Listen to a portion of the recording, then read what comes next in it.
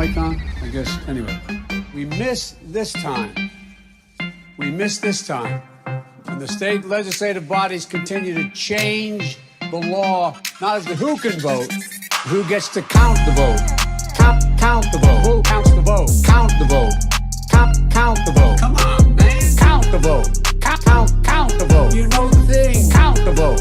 Count. I'm tired of being quiet. It's not hyperbole. This is a fact. It's no longer about who gets to vote. It's about making it harder to vote. It's about who gets to count the vote.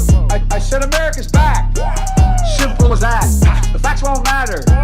Your vote won't matter. The defeated former president used the big lie about the 2020 election to fuel torrent.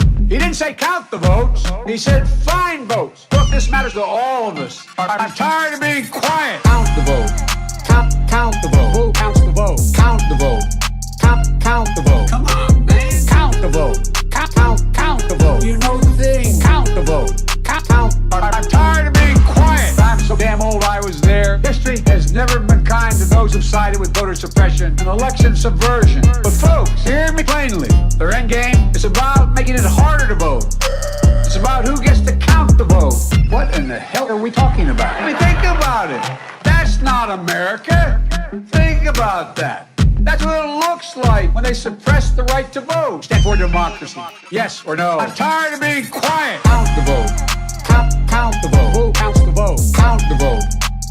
Count the vote. Come on, man. Count the vote. Count the vote. You know the thing. Count the vote. Count. I'm tired of being quiet.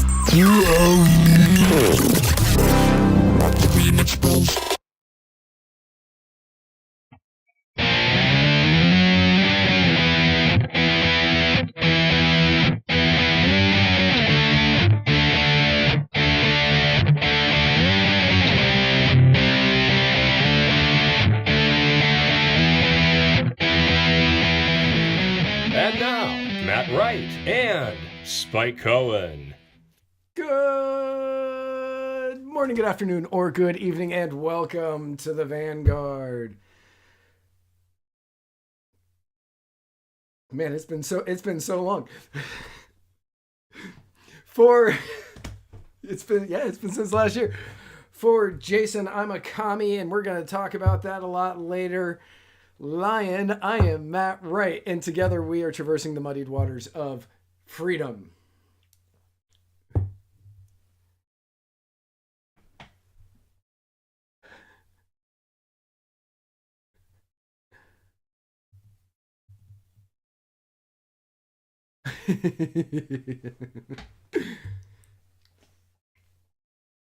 I'm not going to say that Spike Cohen was at my house and I fed him gluten accidentally, and no audio for Jason. Okay, give me a second. Give me 1 second.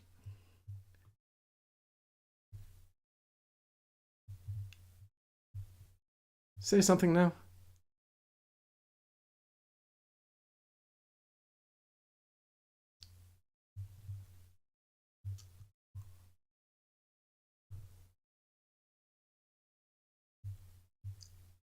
All right, hang on 1 second, everybody. You're going to see a black screen. Say something now, Jason.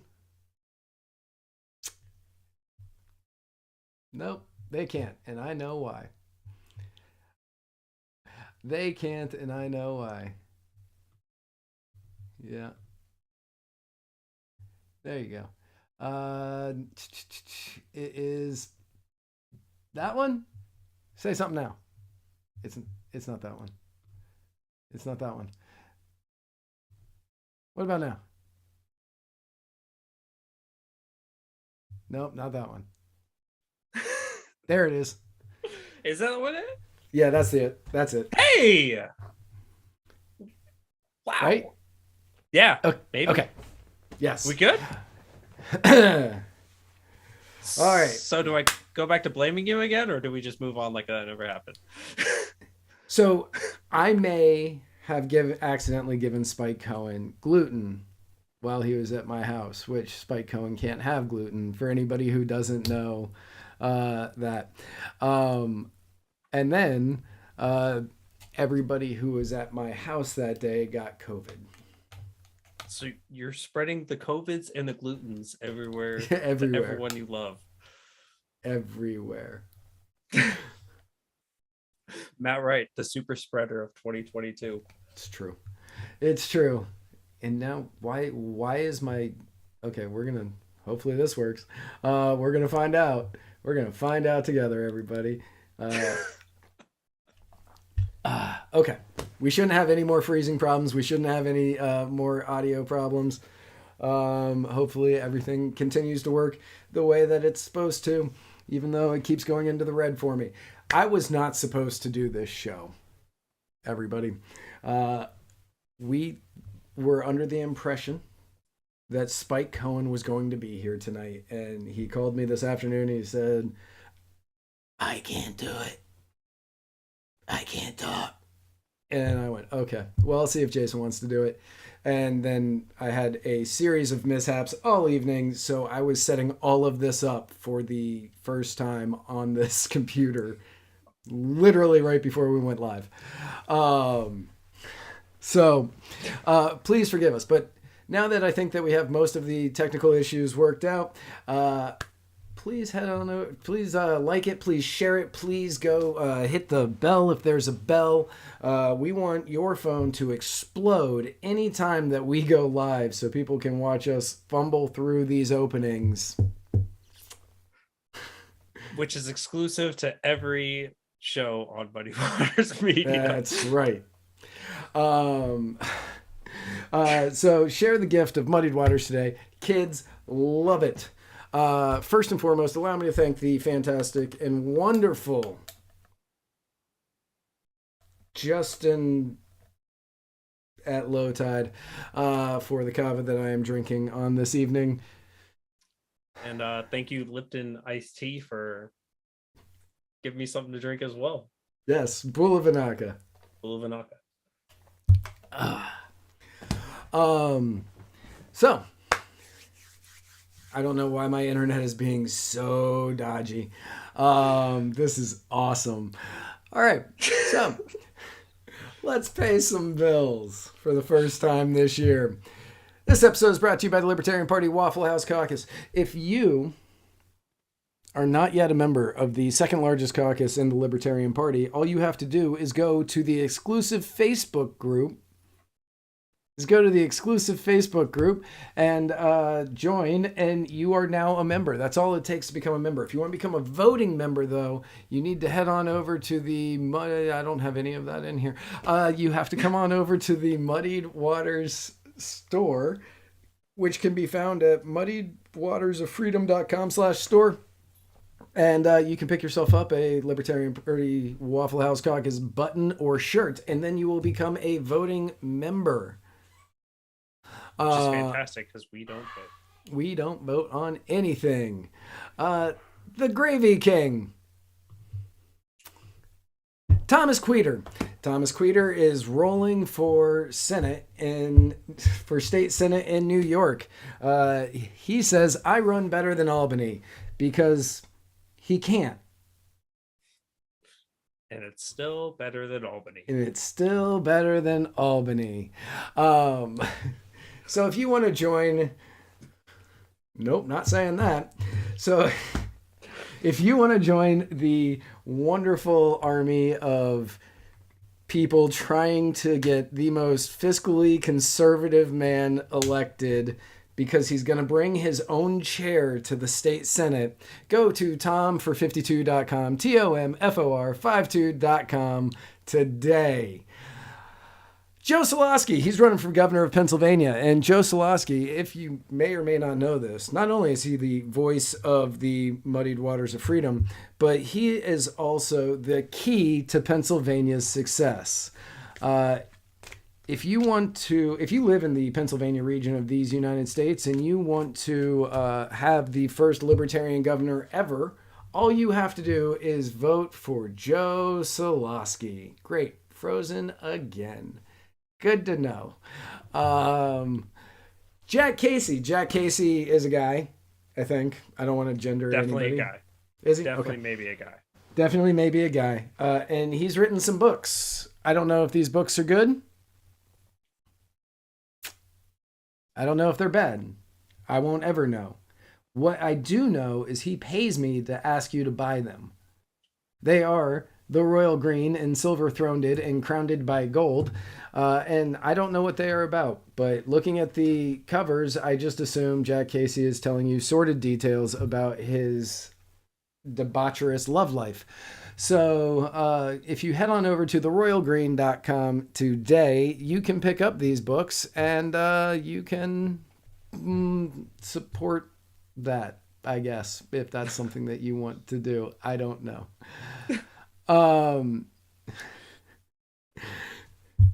Man, I want to try to reset my modem so bad.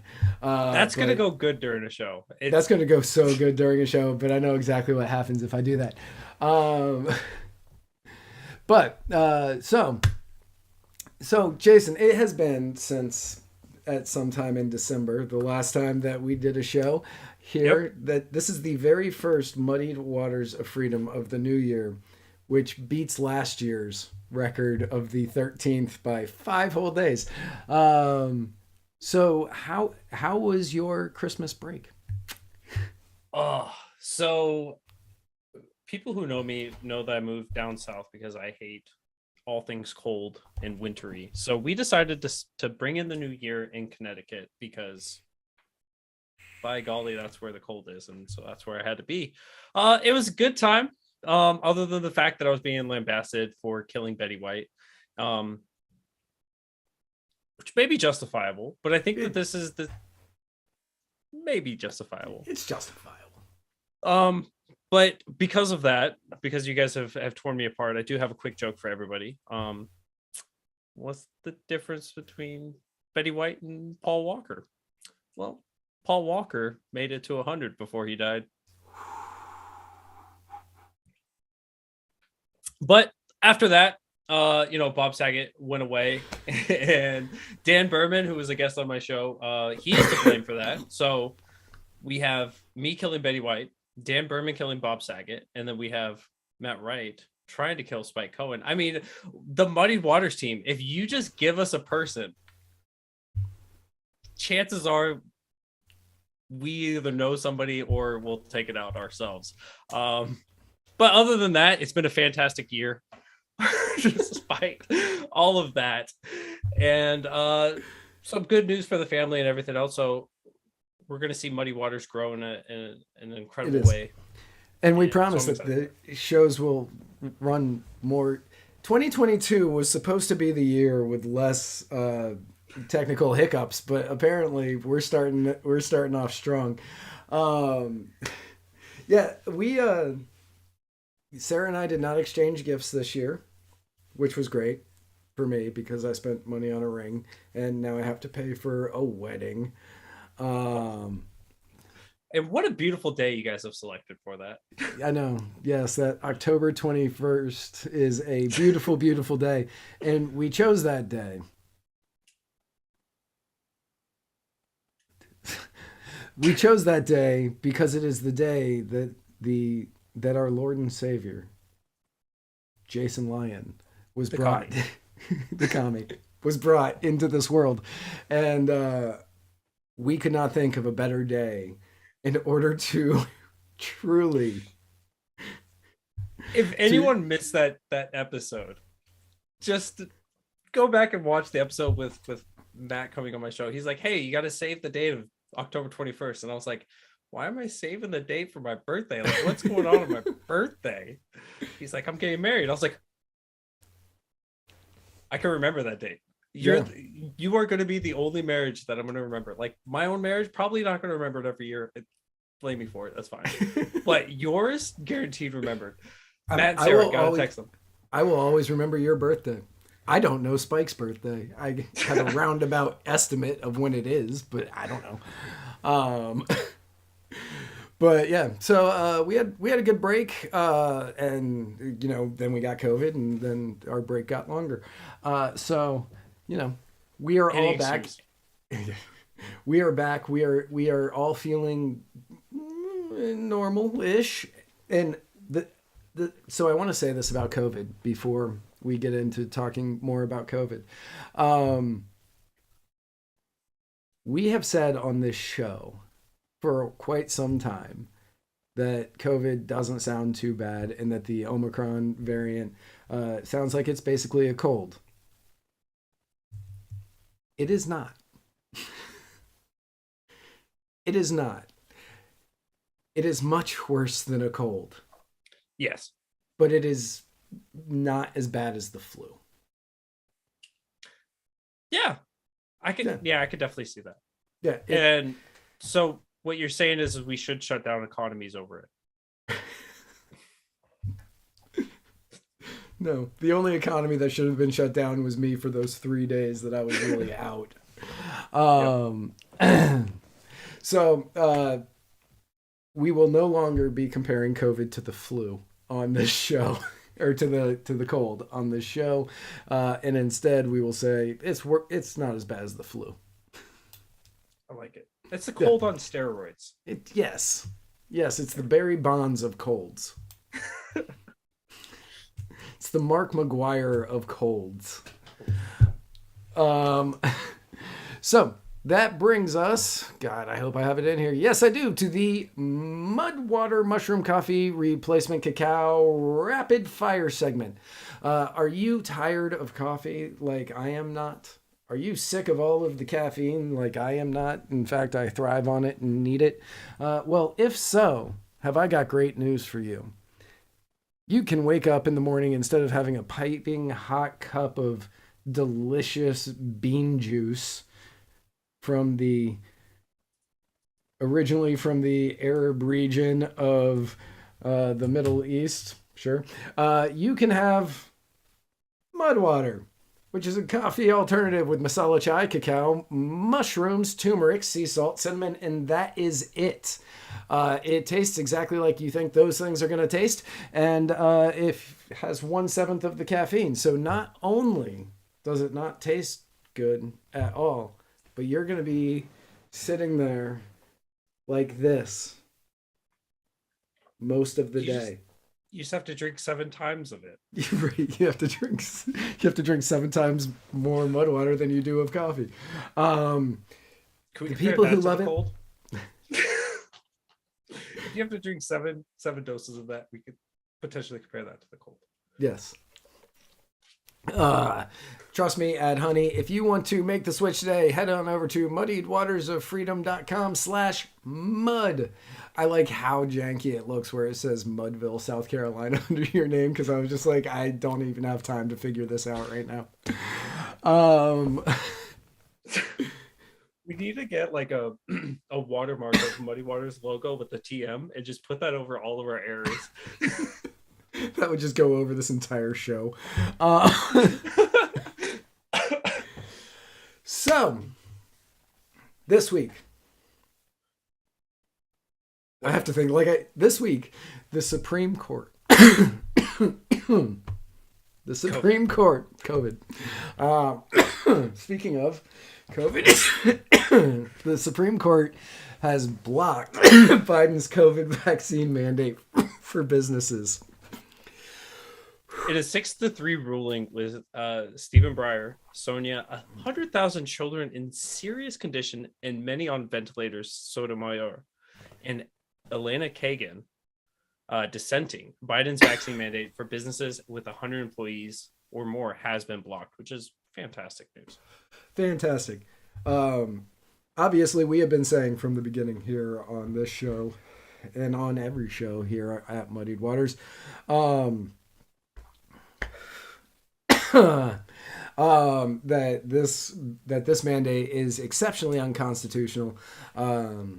Just because you have a job doesn't mean that the government should be able to tell you you have to take a medical procedure.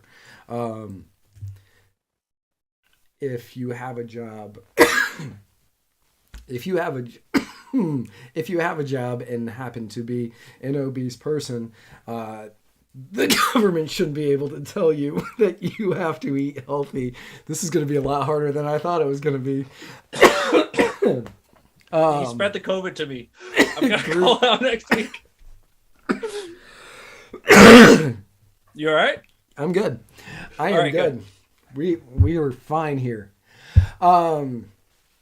It was also interesting on that because they set an arbitrary number of 100 employees. So if you had 99 employees, you're fine. If you had 100 employees, just fire one, kill one off, and you'll be fine. But of course, if they would have wanted 100, they would have moved it back, and eventually they would have gotten down to where if you're employed, you have to do this. And clearly, if you want to live a life, everybody, if you want to feed yourself, go get what we say you have to.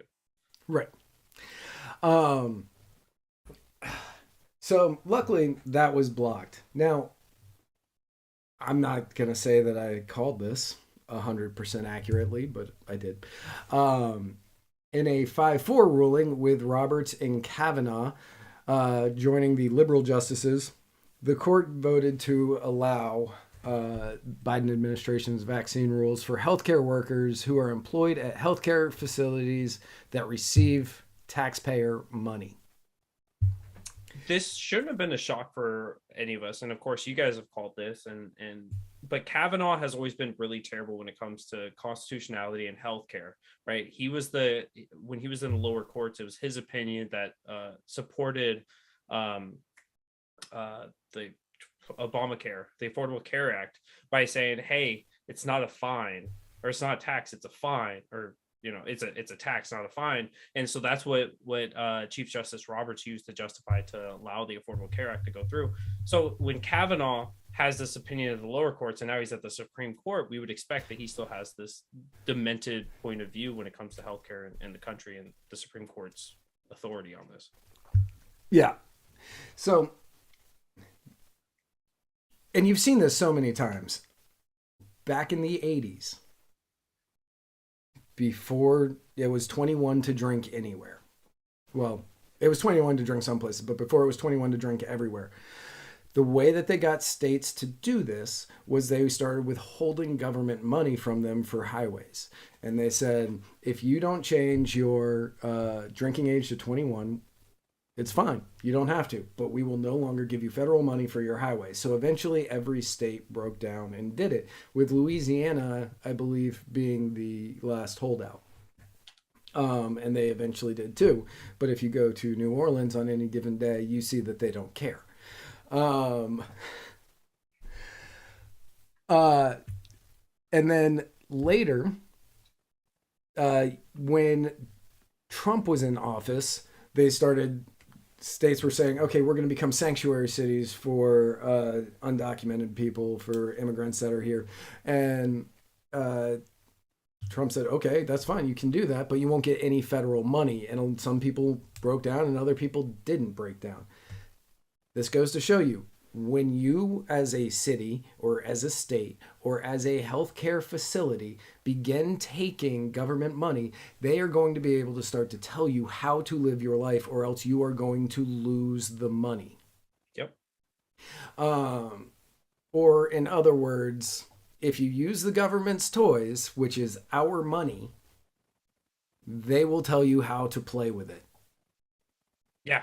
And talking about future legislation that may be coming through, right? You talked about the sanctuary for immigrants, illegal immigrants, or whatever term people want to use these days. People are talking about this for firearms, for talking about this for just sanctuary states or municipalities for all these different things.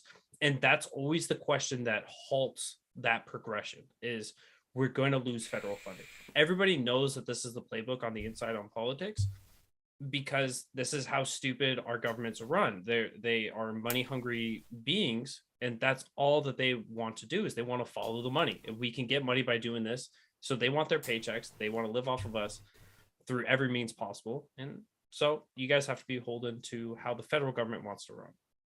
Yes. Speaking of things that are abysmal, like the way the federal government is run, Joe Biden's poll numbers. Have you looked these up? I looked them up last week, and It blew my mind. Because we've all seen the room. Well, we'll get into the numbers first, and then we'll talk about it. Right. So according to a new Quinnipiac poll, Americans give President Biden a negative 33 to 53% job approval rating. That is awful. Yep. That 40%, you're doing terrible. 40%. You're kind of doing average at this point. I feel like it was more like 43, 45% would be average. And then you get down there to the 40 and it's like, all right, you're kind of screwing things up. Drop it 7 points from there. Even people in your own party are like, what the fuck is this guy doing? Yes. Yeah.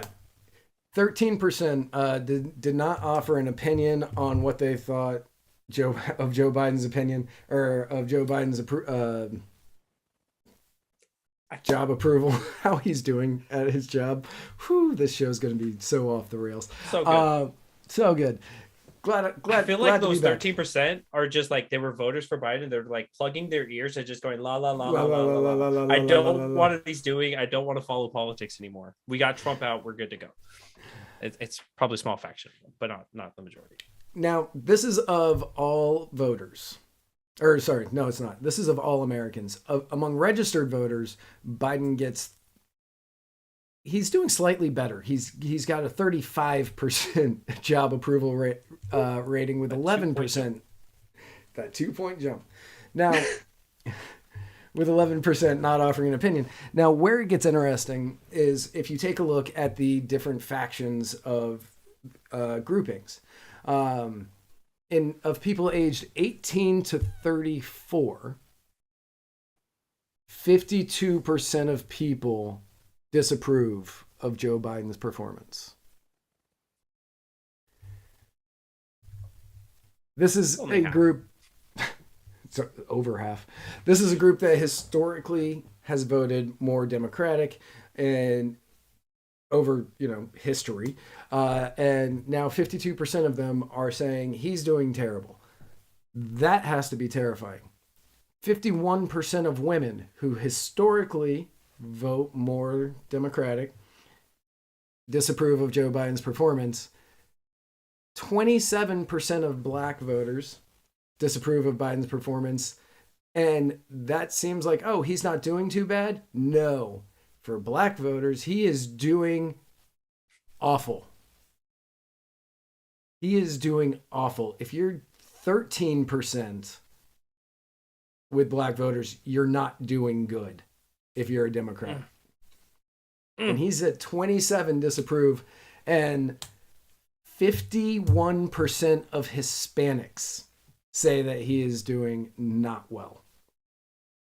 They disapprove of his numbers also. I kind of wish I would have pulled up Harris's numbers, because a long time throughout the time of the Biden campaign and early on, the idea was that Joe Biden is so old and so riddled with dementia and everything else that he couldn't put together a coherent statement. So he was going to get elected in order to step down and allow for Harris to step in and be the next president of the United States. But her approval ratings is even worse than his more often than not. We're stuck with this.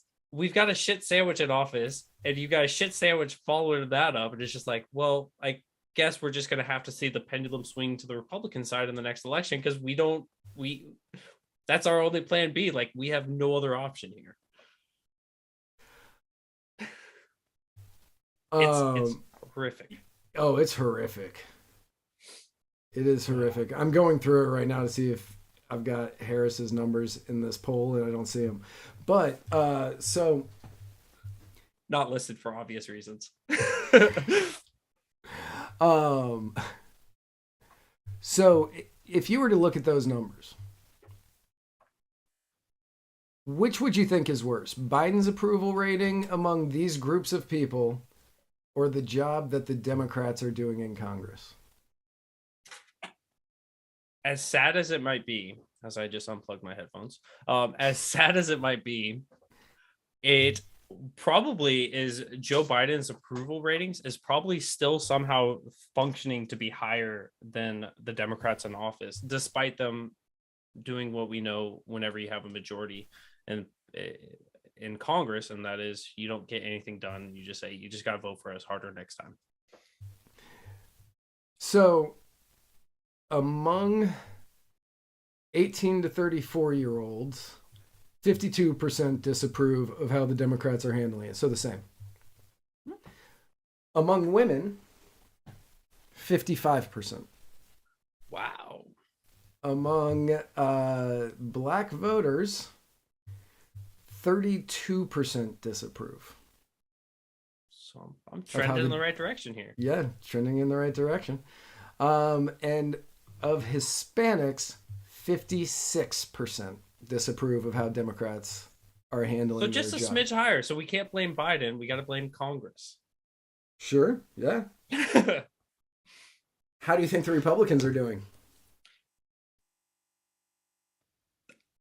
I feel like it's probably in between the two of them, because the Republicans have managed to, for the most part, stay out of the news cycles because we're more focused on Joe Manchin being like a steward of, hey, my party sucks here, and so I feel like they would still be pretty bad because they're still part of Congress, but not quite as bad as Joe Biden, or not quite as good as Joe Biden. I don't know. I have no Negative idea. integers, they suck. Right. So, among 18 to 34-year-old, 54 disapprove. That's worse. In women, 65 disapprove. Ooh, way worse. Among black voters, Oh, 75 disapprove. And among Hispanics, 55 disapprove. So just terrible across the slate. Just I like terrible across the slate. In each and every one of those categories, Joe Biden is doing awful with 52%, 51%, 27, and 51. Democrats are doing worse. Republicans are doing worse. Republicans are to blame for all of this. Republicans are to blame for all of it, even though they have zero power to do anything. It's because Democrats care about the minorities, and while the minority power party in Congress, they're to blame. Yeah. If you were to ask me, man, I still think Republicans win the House and the Senate in the midterms. I would still say, even with the abysmal numbers that they're putting up in these polls. But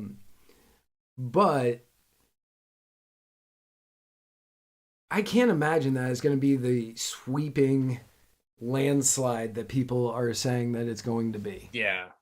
I think that one of the aspects on that of what is fulfilling that idea of the landslide of the giant red wave coming through is the idea that people like change, which is why people voted for Obama, which is why people voted for Trump, which is why people voted for Biden, which is why in the midterms people are going to be like, I want a difference. What we brought in was no different, right? They're still spending out of an insane amount of money. They're still destroying the economy. They're still destroying healthcare. They're still destroying everything by either being involved or not being involved and through the different perspectives. So I think I agree that it's not going to be that giant wave, but we're going to see some seats turn red. And I do think that they become the majority, either this year or more likely in 2024. So I think they're going to become the majority this year. I think that I do think that they will become the majority this year. And then depending on who the Republicans and the Democrats put up in 2024, with all signs right now pointing to a 2016 rematch, depending on what happens there will depend on whether or not the Republicans hold it. I think if Trump is in, they don't hold it. Yeah. Trump is that weird guy that he's destructive to anyone else who runs, but he's also not. I don't think that he's got the unifying Republican vote. No. Right? So it's going to be interesting to see how he plays out. Maybe I heard that from you. Maybe that was from you that you had said that on the show. But I feel like it was somebody smart and intelligent that said that. But it's spot on. So if it was you, all the credit to you. If it wasn't, damn it, you should have said it. Okay, but- everybody, hang on one second. I'm going to try something, but the stream's going to get interrupted for like a 10 minute. days. Hope not. So hang on. We will be right back. Okay, hang on. I guess I have to do that.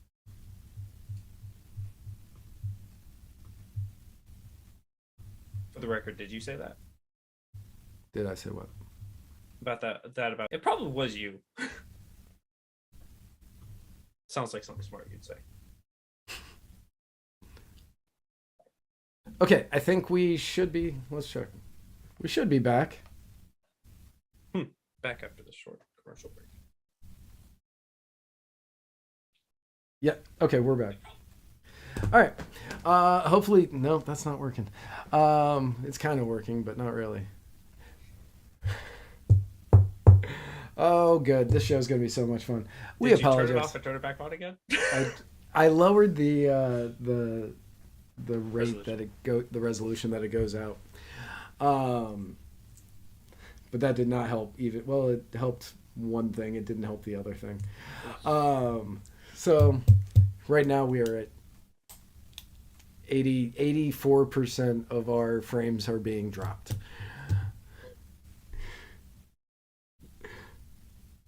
Thanks, new computer.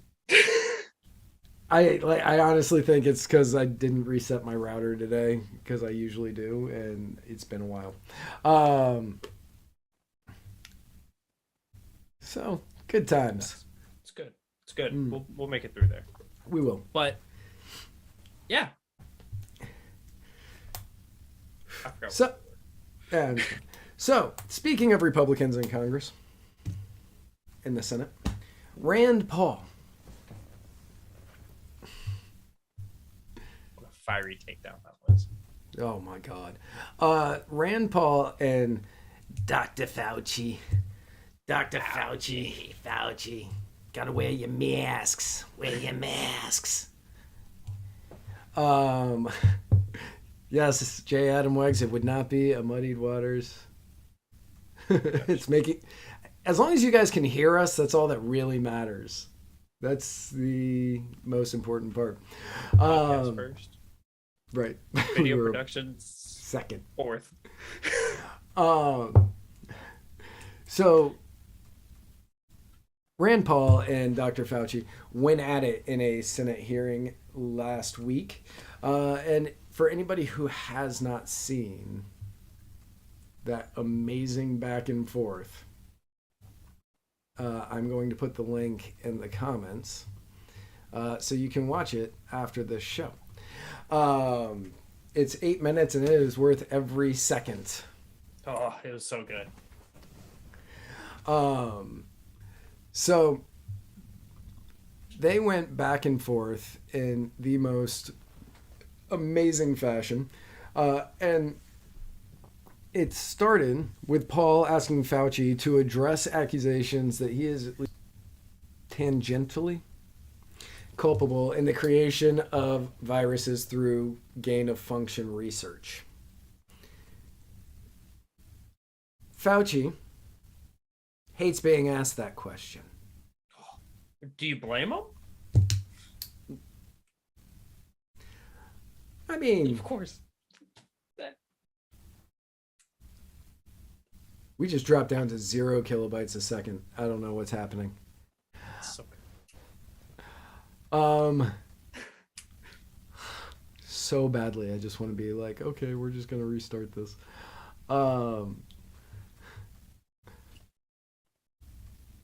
have no idea why this is doing this to me today. Rand also went after Fauci on reports that he sought to squash fringe epidemiologists on their coronavirus mitigation strategies.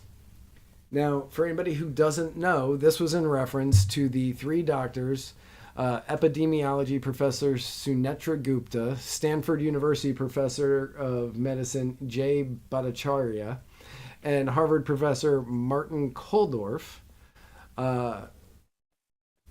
who were involved in the declaration, a statement composed in favor of alternative mitigation strategies for coronavirus. So Rand Paul's sitting up there and he's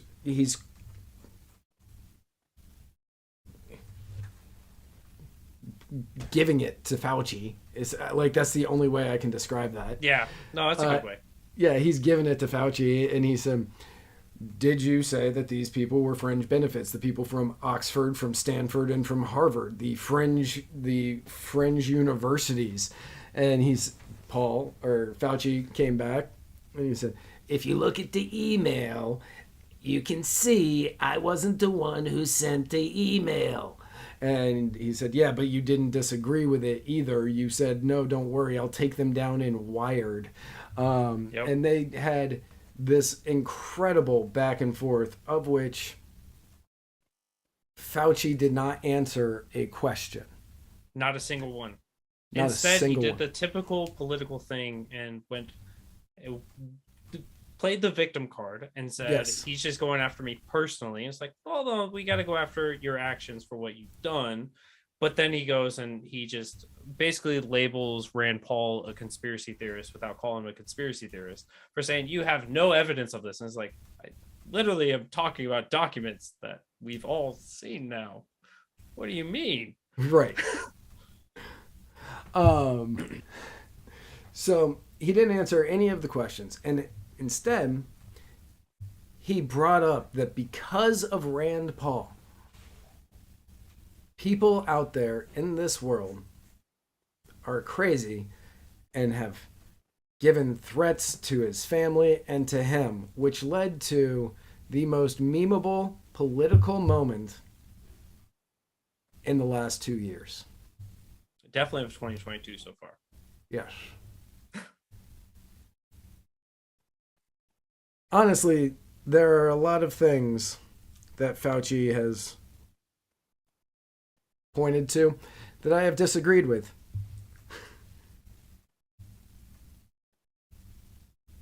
Not that one. That one I 100% am on board with. He 100% deserves to be fired for many of the things that he did. Now, when he was talking about somebody being pulled over and they had an AR-15 and the police said that he wanted to kill Dr. Fauci because I supposedly killed people, what he was referencing.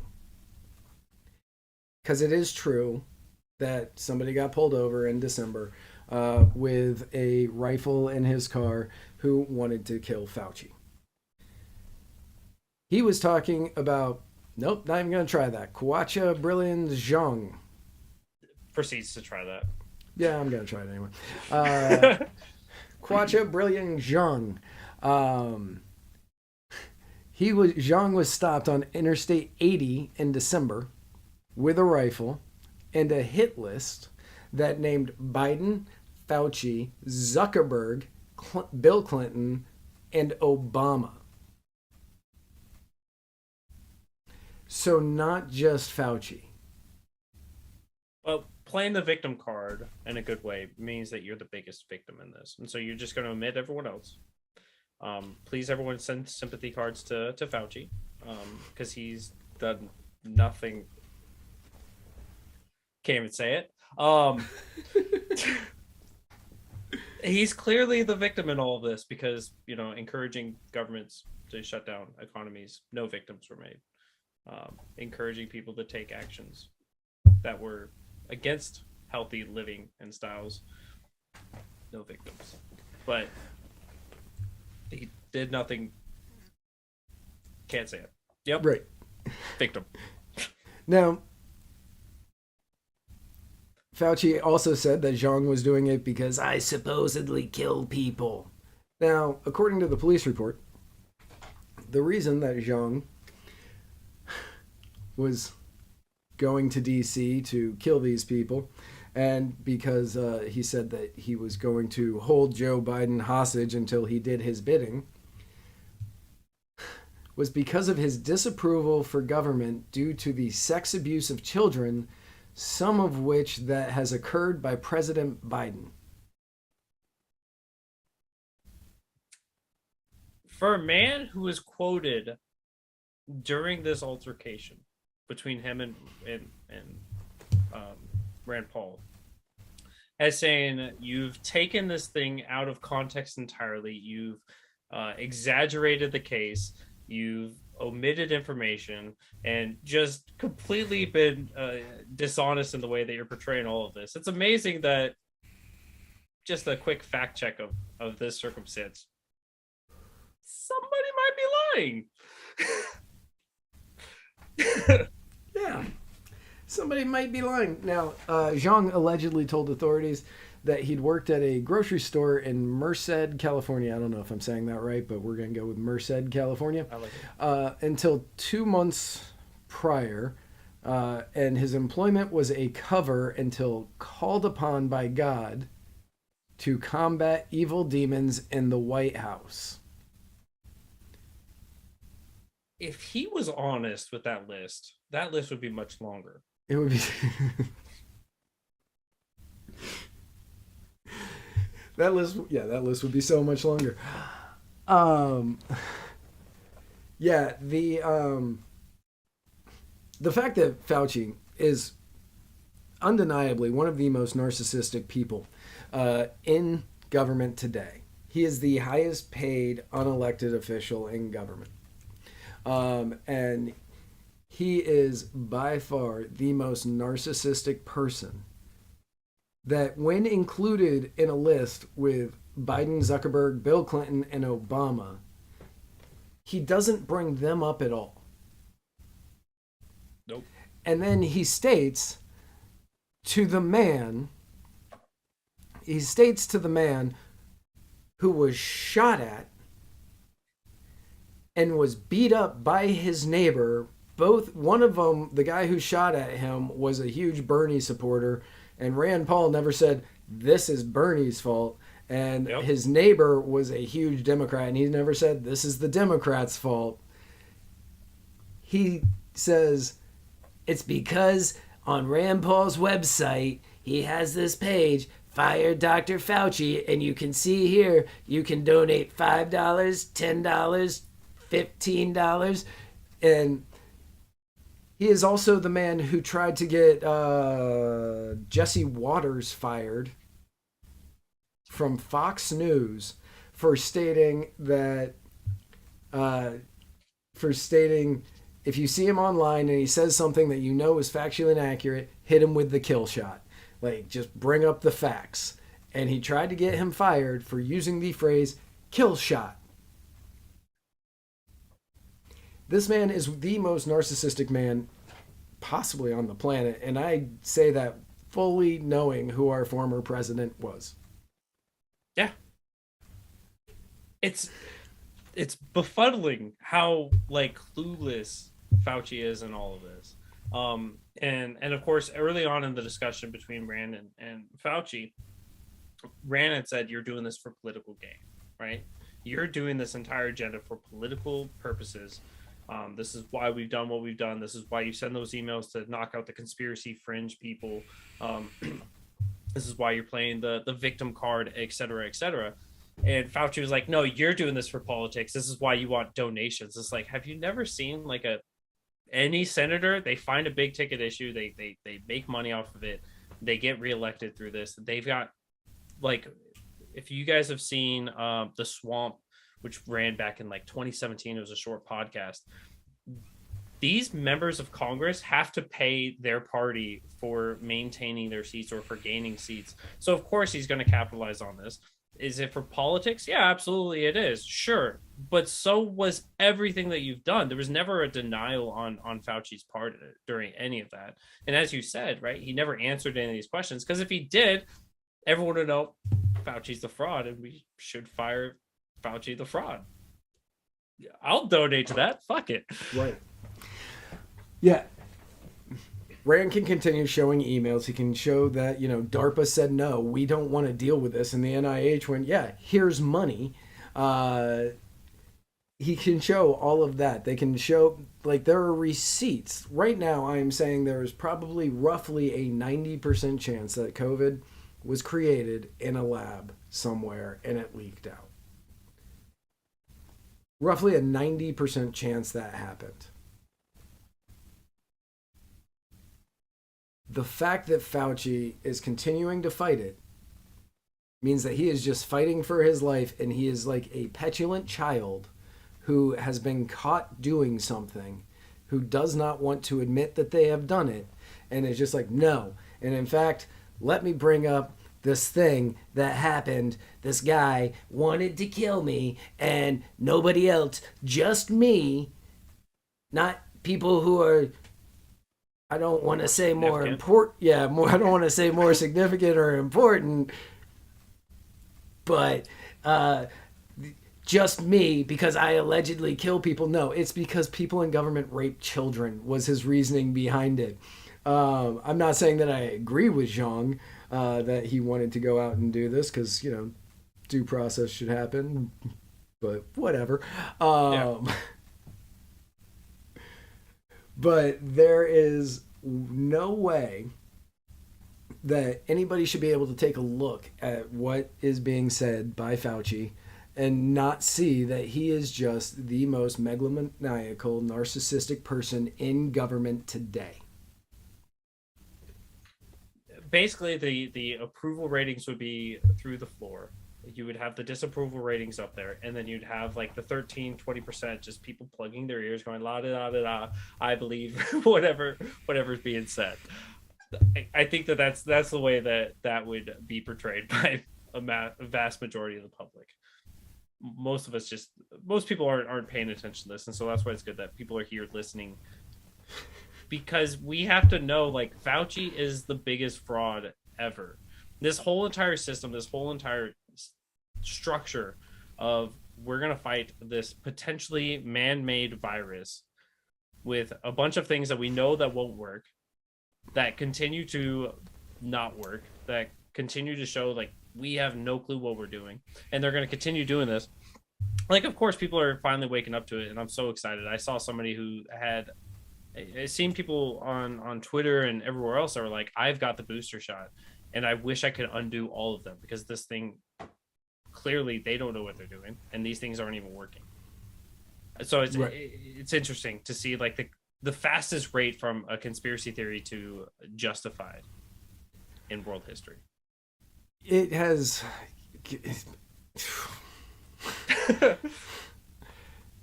it has been one of the most unbelievable the series of events that have led us up to where we are today. If you take a look at the constant overreach of government, starting back in March of 2020, where they were saying, we need to,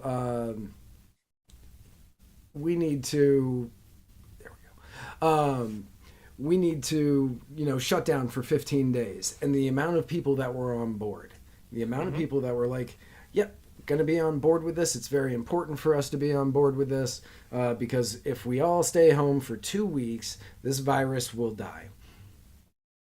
Because people don't understand how this works. 2 years later.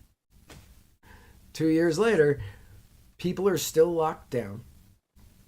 People are still being locked down. Depending on what country you're in, depends on the severity of it. Depending on what state you're in, depends on the state of it or how bad it is. Yeah. Australia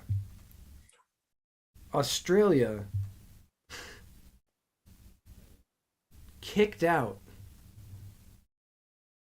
a tennis player and banned him from playing in the Australian Open because he didn't take a drug.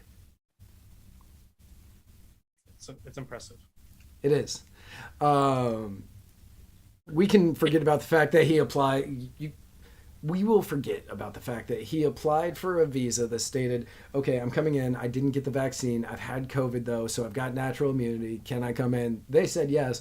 They revoked it while he was in the air. And then when he landed, they said, sorry, we revoked that. We are going to be pulling you, and we're going to be pulling you and holding you in this, I don't know if it was a cell or what it was, until you agree to take the vaccine or agree to leave.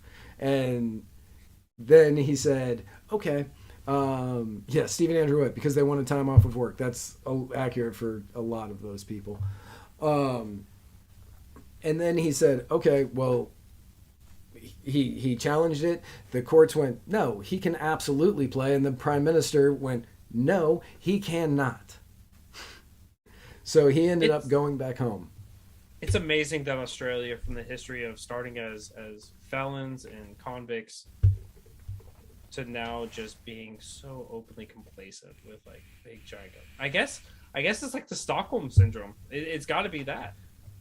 Clearly, the prime minister has their best interest at heart. I mean, they're shutting down over like 1 or 2 COVID cases in like their metropolitan areas, and they're shutting down like countrywide. So it's abysmal. And so so that timeline of bringing us to this day, like their 2 weeks is still going strong, guys. Their 2 weeks is going real strong. And they will... Canada's not much better. And there's areas here in the United States that are just as bad. Sure, we'll do it at that.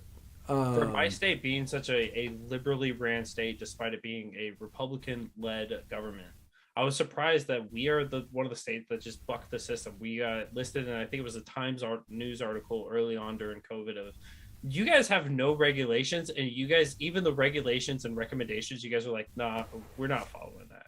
Like, South Carolina's been good for that, and we haven't. Thankfully, whenever you look at the actual statistics, they try to manipulate them throughout the time, of course, to justify these actions, which is another big point of this. How much of the timeline throughout from 2020 till now, how much of the statistics have been misplayed and misinterpreted to give to the people. But, despite all of that, South Carolina's been fairly good when it comes to COVID because we don't have that many people, so we naturally socially distance anyways. Right. Yeah, and here we don't. Like, here in Pinellas County, it's hard to socially distance. We're 98% built up, I think, or 95% built up. Like, there are people everywhere, so it's hard to socially distance. And there are a good amount of people in this county. That will freak out if you don't socially distance with them. And then there's a good amount who don't care. And Pinellas County is kind of seen as a bellwether for the rest of the country. Whoever Pinellas County votes for in a presidential election has won like the last 10 or I think the last 10 presidential elections. Yeah. But we get it is such a melting pot of people from around the country, you can kind of get an idea of how everybody's going to vote across the board. I think Trump won by like 50 votes in 2016. Wow. It was close. But when you're looking at it and you have that kind of wide array of people in this one area, you're going to get a lot of people who are going to be upset about it and people like me who don't care. I'm not used to be scared of a virus in the 80s when we were all supposed to be afraid of HIV. And in the 80s and the 90s. Fauci was in on that. It's weird, right? Like, Fauci was the reason that everybody was terrified of it, and we thought that you could get HIV or AIDS from a mosquito. That was because of Fauci. Didn't he also, was it from him or was it from something else? So it was like, if you drink from the same water fountain as somebody with a HIV, you would you would get the HIV. So that was the logical progression from, if you are a child living in a house with somebody who is HIV positive or has AIDS, there is a chance that you may eventually contract the virus from a countertop or from sharing the same foods. Which led to, well, if that's true, wouldn't that mean that you could get it from a water fountain? And wouldn't that mean that a mosquito could kind of carry it to you? And wouldn't that mean... And Fauci is the reason that people throughout the 80s, 90s, and even into the early 2000s were terrified of this disease. When you look at the numbers, it isn't something to be terrified of if you are being cautious in certain aspects of your life.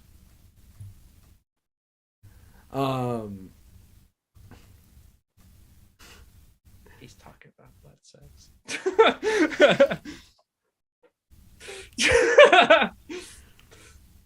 All right. I'm not gonna say that.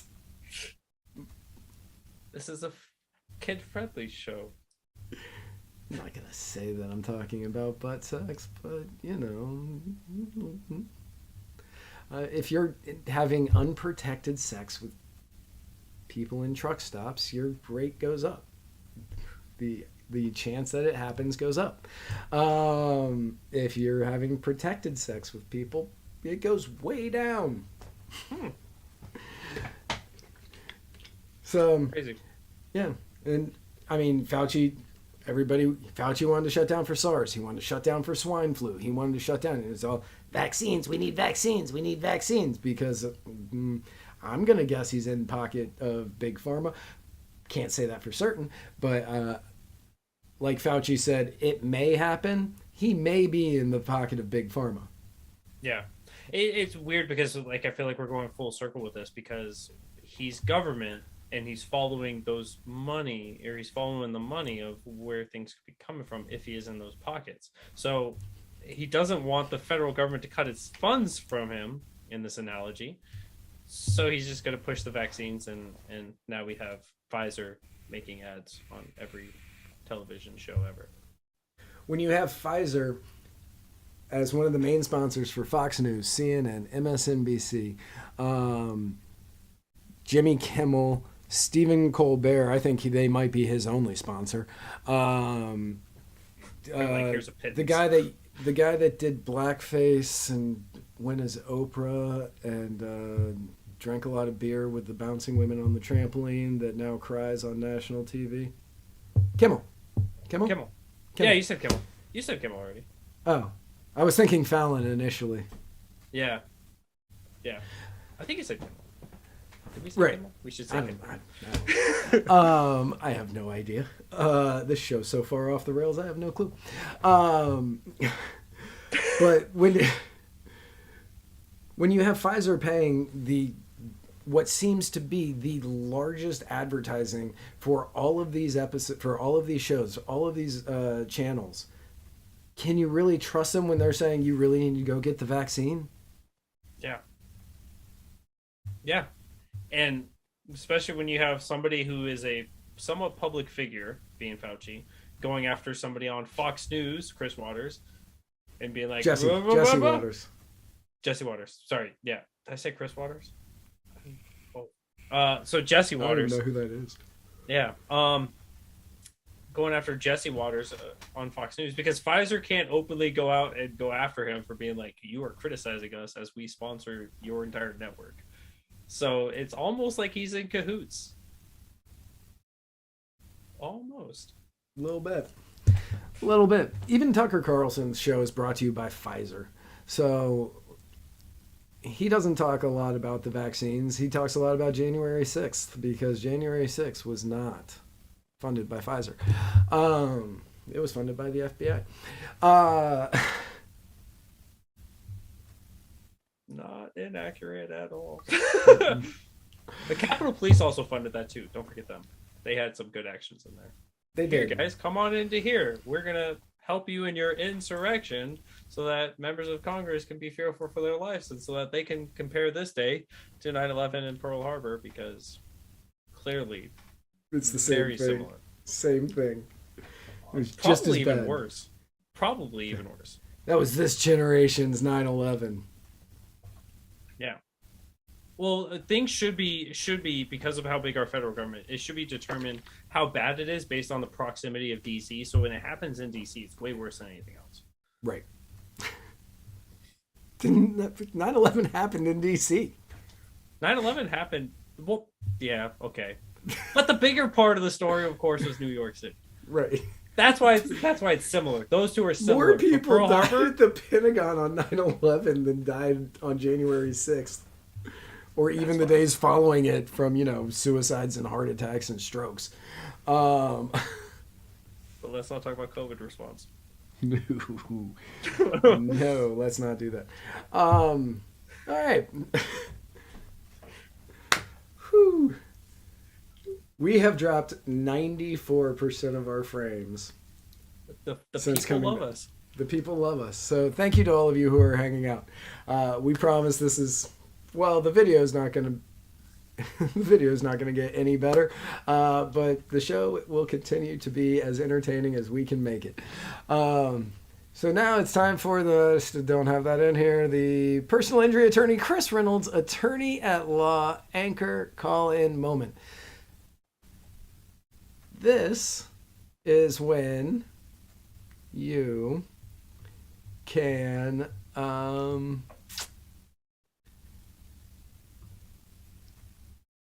call in and be a part of the show. All you have to do is go to anchor.fm/muddiedwaters and hit the old message button, and we will play them live on the air on Tuesday nights. And you can be a part of these shows that hopefully will not be so technologically terrible each show after this. You can also subscribe.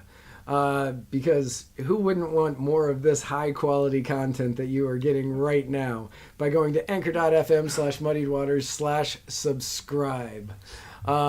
I just thought about that, probably blew all y'all's ears out except for ours. Sorry. Pay money so that we could blow your hearing. Well, technically you haven't paid money. If you paid money, that wouldn't have happened. We would have gotten Steven on this right away. Not So fast. with anyone in the audience. Right. So head on over to anchor.fm. You can favorite our podcast, you can leave us messages, or you can subscribe. And the more people who subscribe, we promise, the better these shows will get. So we've got a couple of, we only have 4 today. So let us start out with our very first call from the Magpie Libertarian. Hello, Matt and Spike. This is Jason. Magpie Libertarian calling with a You can't hear it? Chris Reynolds, No. attorney at law, anchor calling moment. Okay. Subscribe today. Why can't you hear that?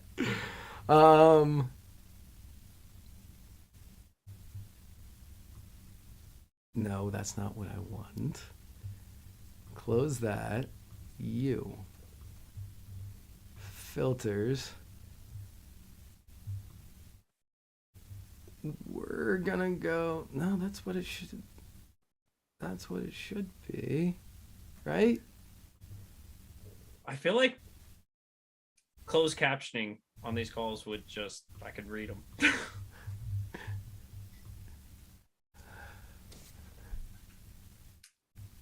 We're gonna go there, and we're gonna go. We're gonna hope that works. Hey. Oh. Became anchor for a second. Can you still hear me? I can still hear you. Good. Good. That's what I like to hear. That's what I like to hear. Okay. He's like, oh, all right, And get I to these have calls a now. question about transportation and resolutions. So I am sitting in a wonderfully airline-induced. Still no, huh? No. Son of a motherfucking bitch. Why can't you hear that? You should be able to hear that. Okay, we'll try that. What's your mic on Zoom? I changed that first. Okay. Change that first. Vacation, extended vacation, and trying to get home before I lose my Alaska residency. I am wondering what specifically I and others can do to get transportation in this country back to functional. And I think I could slightly hear wondering it too through if your I'm going to be headphones into spending your microphone, an so I extra can week hear, like, a chirp, vacation but that's if my fine. next 3 That's flights, good. That's good. any of them get canceled. Will I be in Las Vegas for a while? So looking forward to hearing your ideas. Let's get started. Do you know American Sign Language? If you Some. translate it into American Sign Language and somebody in the chat knows American Sign Language, they can type it out and They then can type it to me. me. Yeah.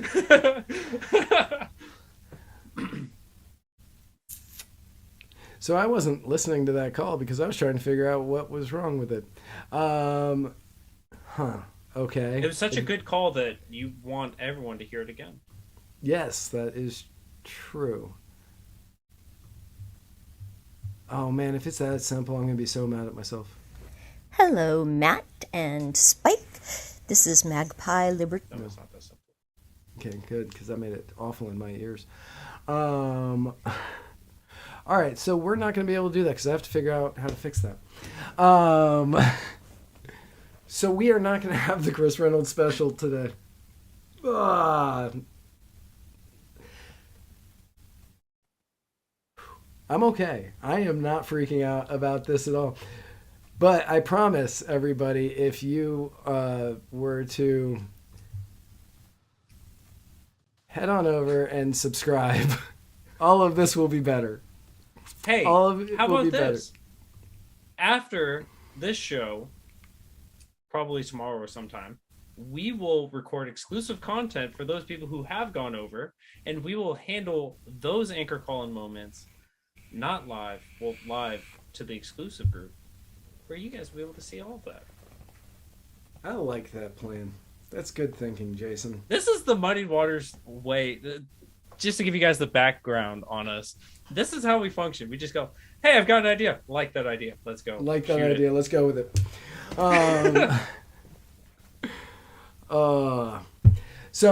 Yeah, I need to figure out what is happening with all of my stuff. I haven't used it in multiple weeks, and I switched audio things a lot. Yep, I see one of the issues right now. Yep, that makes sense. So we will have to get all of this sorted out.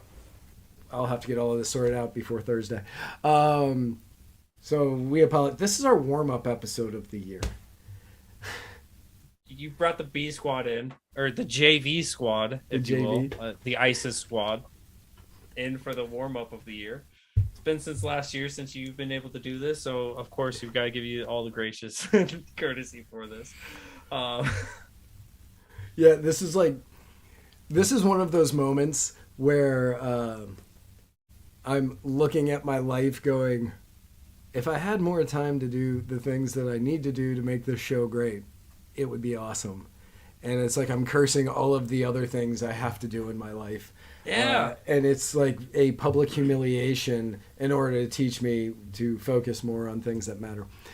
So I think we should let's blame Spike. Spike's not here to defend Spike's himself. not It's here. Spike's fault. Yeah, Spike's fault. Spike's fault. You can't blame me. I voted for Spike. So I made that shirt. hey, I wore that shirt. You too could get this shirt at muddywatersforfreedom.com/store. Yes, you can. So, moving on, because why the hell not? The Senate decided that they were not going to take their usual break for Martin Luther King Jr. Day in order to get together to not pass legislation. It's a good decision. Come to work to not do work. Yes. That's what I do every day, actually. That's fair. Now, on Monday, Biden renewed his calls for passing the voting rights legislation at a breakfast honoring Martin Luther King Jr. Day. He said, and I'm paraphrasing. You'll know what part I'm paraphrasing, I promise. On this federal holiday that honors a man who watched his friend rape a woman in the Willard Hotel in D.C., laughing and offering advice, it's not just enough to praise him. We must commit to his unfinished work to deliver jobs and justice to protect the sacred right to vote. Yep. Got to put the blinders on for some of that stuff. But For anybody who that's doesn't, what he was here for. for anybody who doesn't know what I'm talking about, in a official biography that you know has to be true, because even though people are mad about it, they haven't disputed the claims. At one point, Dr. King watched as his Baptist minister friend forcibly raped a woman, and King looked on, laughed, and offered advice.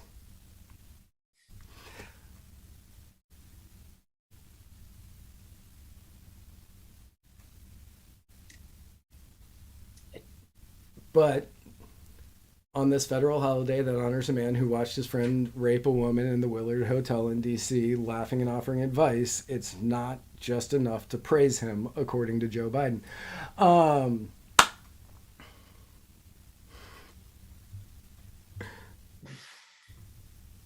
If anybody wants to read more about that, I'll put that link into the comments. I'm still pondering what the advice was. I'm Turn her around. No, grab her hair. Who was the advice for in that circumstance? Like It was for Reverend Curse. okay. All right. Kiersey? Curse? I don't know. It was for him. And I don't know why all of this information is going to come out in 2027. I don't know why 2027, but it's going to come out in 2027, and there's going to be a lot of interesting things that come out from that. But because we need to do more than honor a man who watched his friend rape a woman in the Willard Hotel in D.C., laughing and offering advice, but we have to commit to his unfinished work and deliver jobs, justice, and to protect the sacred right to vote. The White House has pressed Congress to pass two pieces of legislation: the Freedom to Vote Act and the John Lewis Voting Rights Advancement Act, which aim to broaden access to the ballot box, raise the bar for states with a recent history of discrimination to change voting laws, and protect election officials from undue partisan influence. However, Congress, the Senate has no path to 60 votes. On one of the votes, the John Lewis vote, they have a path to 51, with Lisa Murkowski of Alaska being the only Republican in support of it. On the other one, the Freedom to Vote Act, it's 50-50, which is not enough to pass because they need 60 to pass this. Yep. Now, Chuck Schumer, he understands that he is dealing with a scenario where there is a good chance that when he is up for re-election, AOC is going to primary him, and he is trying to do anything in his power to not have that happen. Yeah. He's trying to do anything in his power to not have those happen. So he is going to tee up a vote on ending debate and merging the two bills. Uh-oh. I lost your audio. It might be me. Go ahead. Okay. I hope it's you. I didn't touch anything, so... No, I got you. Okay, we're good. Okay. He is going to do anything... So he's going to tee up a vote on ending the debate and merging the two bills. I believe he did that today. But they're not going to get the votes. There's no way, there's no scenario that they get the votes to pass either of these. So Schumer has vowed that he will bring up a change to the Senate rules to try to get around the current 60 vote requirement for most legislation. Because just making it easier for the majority is the way you should run it. You know, it's like gang rape because the majority of people are into it. Yeah. Just give them advice and laugh about it. Right. The Martin Luther King Jr. advice for rape.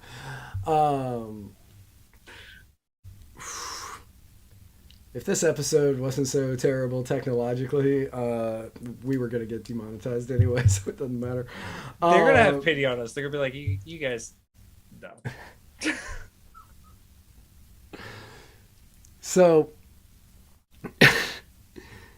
now, even though there's a ton of people who are in Congress, in politics, and outside of it, like, well, a ton of people outside of it and a ton of people in politics, like Biden, Schumer, and most of their Democratic colleagues, Senators Joe Manchin and Kristen Sinema reiterated last week that they won't vote to change the 60-vote legislative filibuster.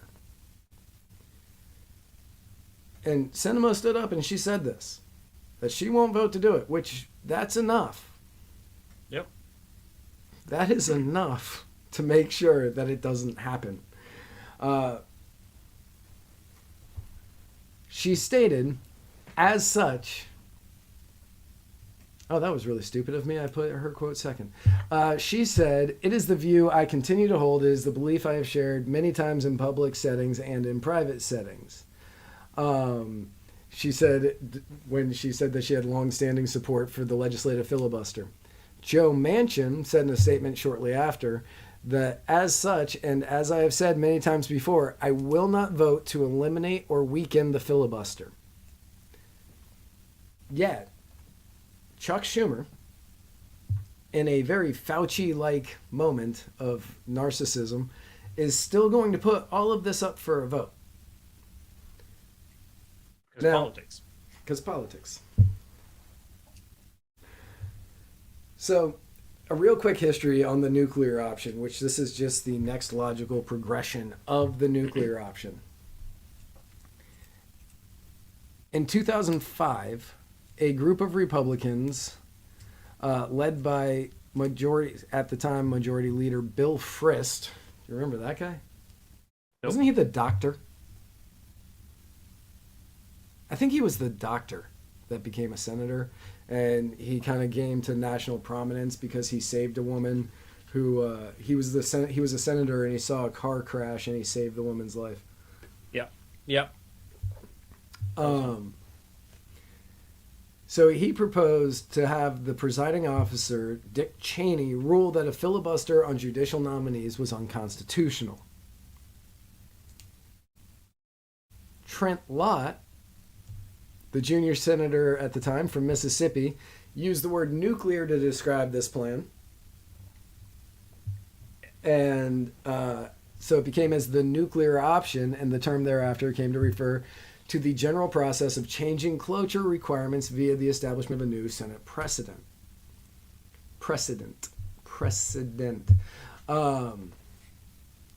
Chuck Schumer, in 2005, was against this change. He said that we shouldn't do it.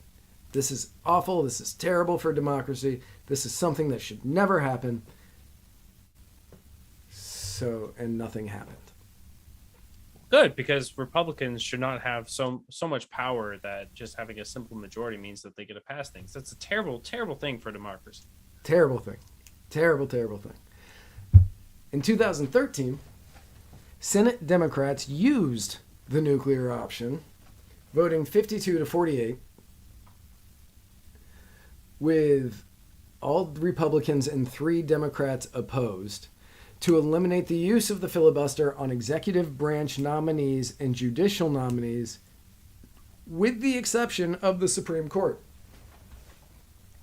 So anybody that was going into one of the lower courts could just go in with a basic majority. which is the right thing, because democracy is based on the idea that a simple majority is the way that that the government should rule. And so of course there's no contradiction here at all. You have to follow what the simple majority wants. Oddly enough, Schumer was for this change. He thought this was just a grand idea and the right thing to do because of the obstructionists in the Senate. Yes, democracy is garbage, Justico Mitchell. I agree with you completely. Now, in 2017, the Republicans, not to be outdone, the old Cocaine Mitch from Kentucky, decided that they were going to eliminate the sole remaining exception to the 13 change by invoking the nuclear option for Supreme Court nominees in order to get, I just blanked on it, Gorsuch. Neil Gorsuch into his seat on the bench. And of course, Schumer was against this change because the Republicans shouldn't have so much power that just a simple majority is enough to get their way. We have to respect democracy, and so there needs to be a threshold there. Of course, guys. I don't see why you guys don't understand this. Republicans are bad for democracy. Democrats are great for democracy. It's in their name.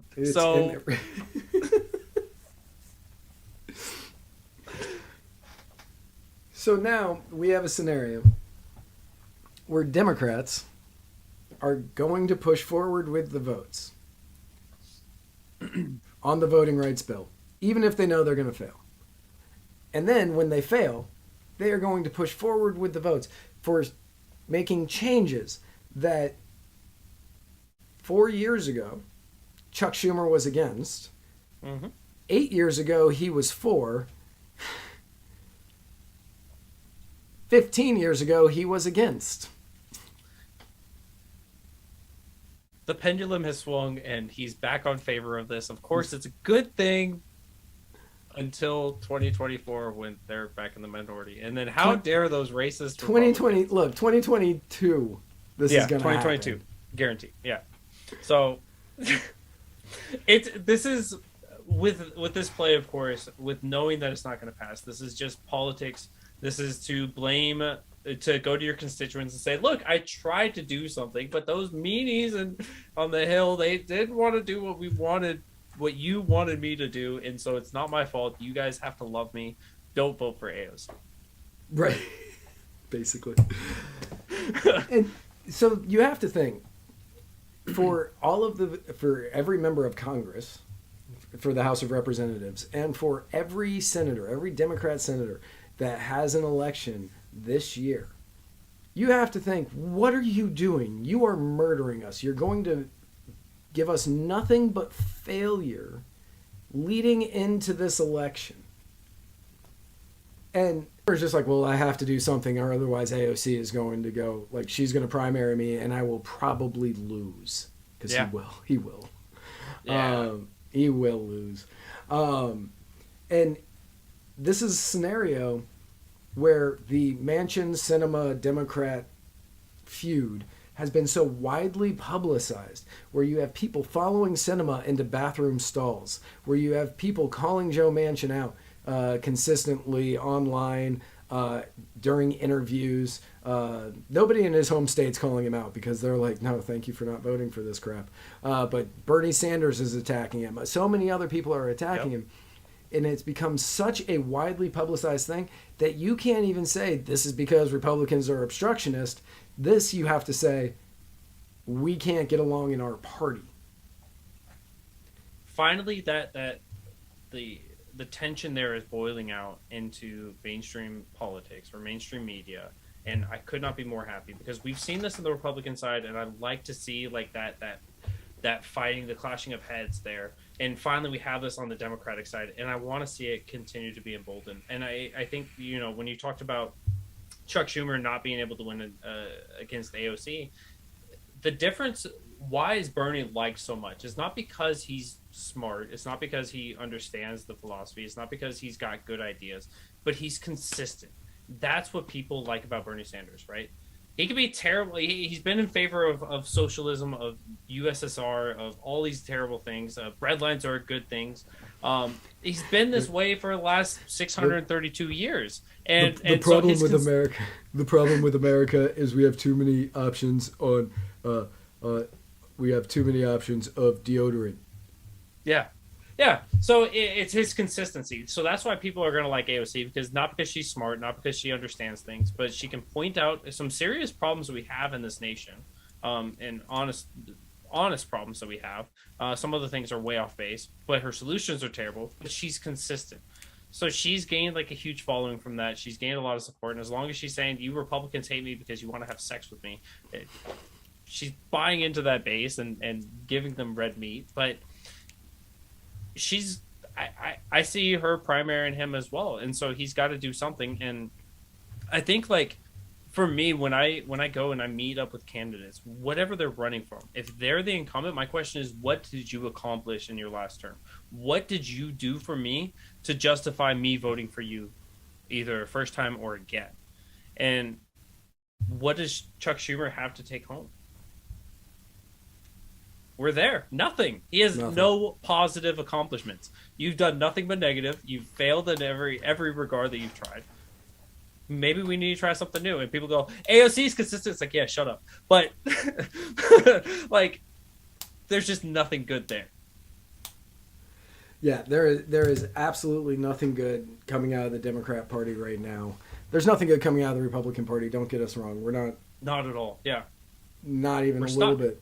Yeah. We are stuck in a constant downward cycle. I don't know how many people here are fans of the show Scrubs, but it's one of my favorite shows of all time. It's one of my favorite shows of all time. I've almost got the entire thing memorized. I'm like this close, because that's what I do with my free time. So that's why the technical issues are so prevalent. We could blame Scrubs. We can. But they use the phrase, which I'm certain they use in real hospitals, CTD, circling the drain.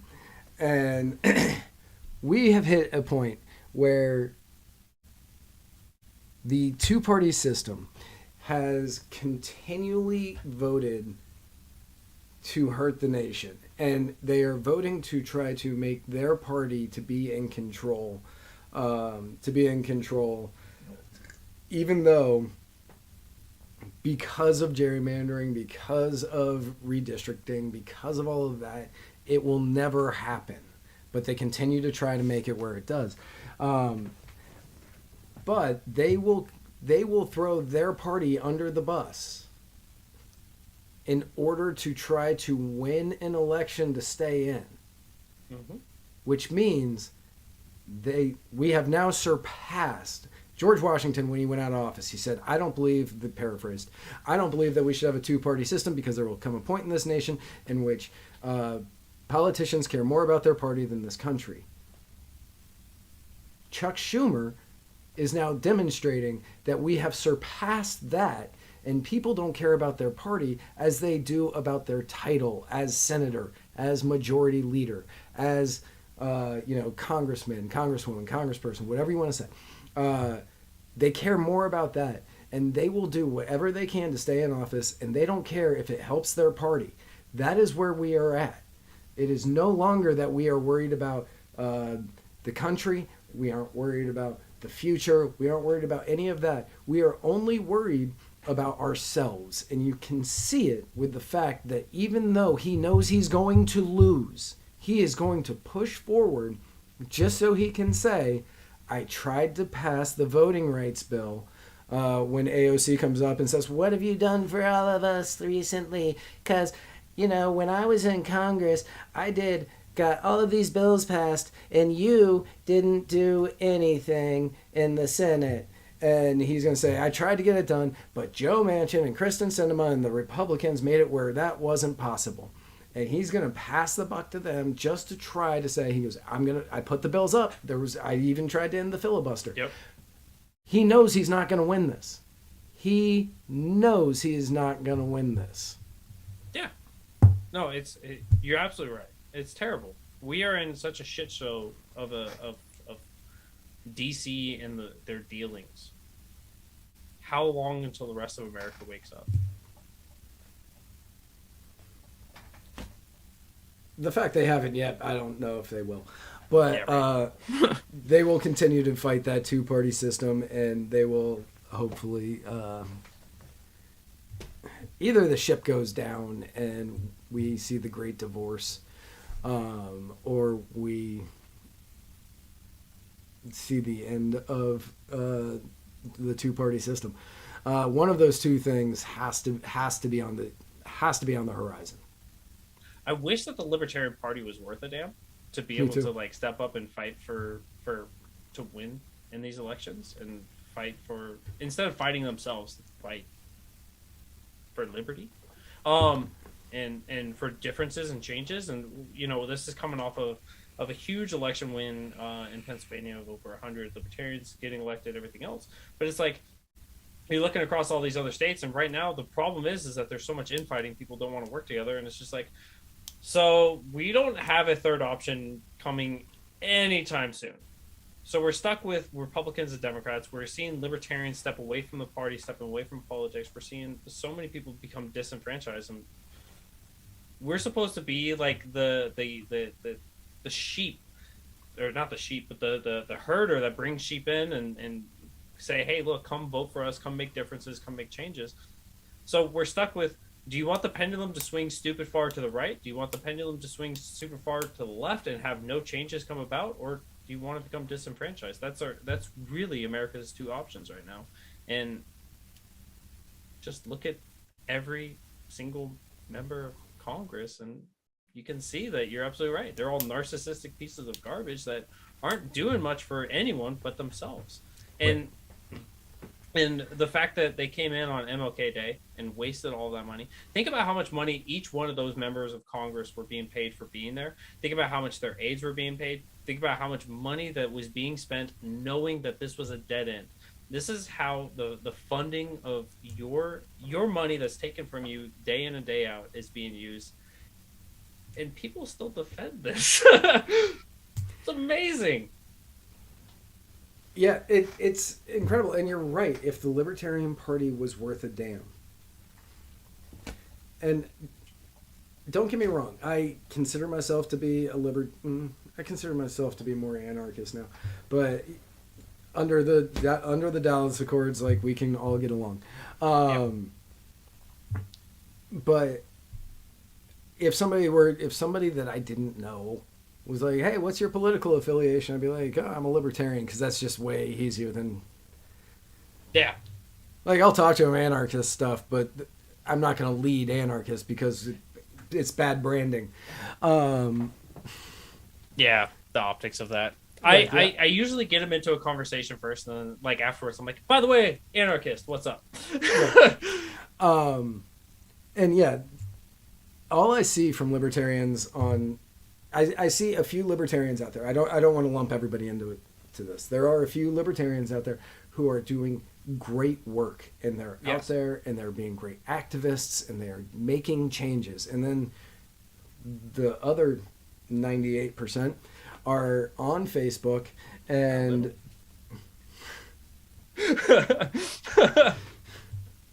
I'm being generous. I have to assume that the people in Pennsylvania make up 2%. But you see the other 98% fighting over minuscule things where you agree with this person 90% of the time, and you are going to sit there and spend 4 hours fighting about 10%. You're going to fight about 10% of things you disagree on for hours, and you're going to call names and you're going to attack the person personally, and you're going to bring up kids and you're going to just attack whatever you can just because you disagree with 10% of what this person thinks, as opposed to taking the 90 you agree with and figuring out some way to push it. And it is one of the biggest, most annoying things about the Libertarian Party since I initially joined back in 2013 to today is the infighting will consistently stop libertarians from being successful in any way, shape, or form. Yep. What my favorite is after you've seen two people going at it for literally hours, just with thousands of comments on like a Facebook feed, they get off of that and they go into their little vacuum again, and they'll post about how like it's so stupid that Republicans and Democrats are fighting and they're like no different. It's just like, did you taste that irony? No? Yeah. Okay, cool. That's Man, fine. when you're sitting there making fun of Chuck Schumer and Joe Manchin for the fact that they can't get along or figure out some way to pass the bills that they're trying to get passed, and you're arguing over definitions on Facebook, not passing anything or not even having it on the floor. So you're just Not being relevant to most libertarians even. right. And Stephen Andrew Witt says they aren't actually going to the meetings. No, a lot of them aren't going to the meetings. I'm not going to hit anybody on that because I've been to libertarian meetings and I don't ever want to do that again, unless I'm being paid. Which, by the way, I want to address this real quick. I got accused of going to my own state convention for financial reasons, like for financial gains. We spend so much goddamn money coming to these conventions. Like, the small little bit of money that we do make, if we make money, is completely surpassed by the like hundreds of dollars we spent to go to these things. And mine was literally 5 minutes down the road. Like, anyone who's going to make that accusation is just an idiot. But I digress. Yes, it's absolutely. And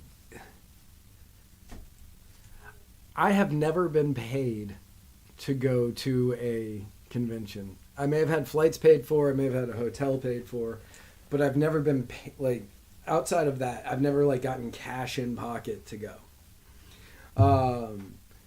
And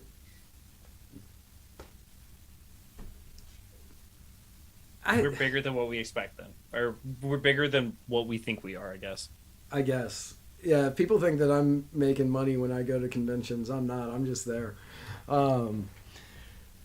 I am just there, which is why I don't go to a lot of them, because I'm not getting paid and I have other things I need to do that I do get paid for.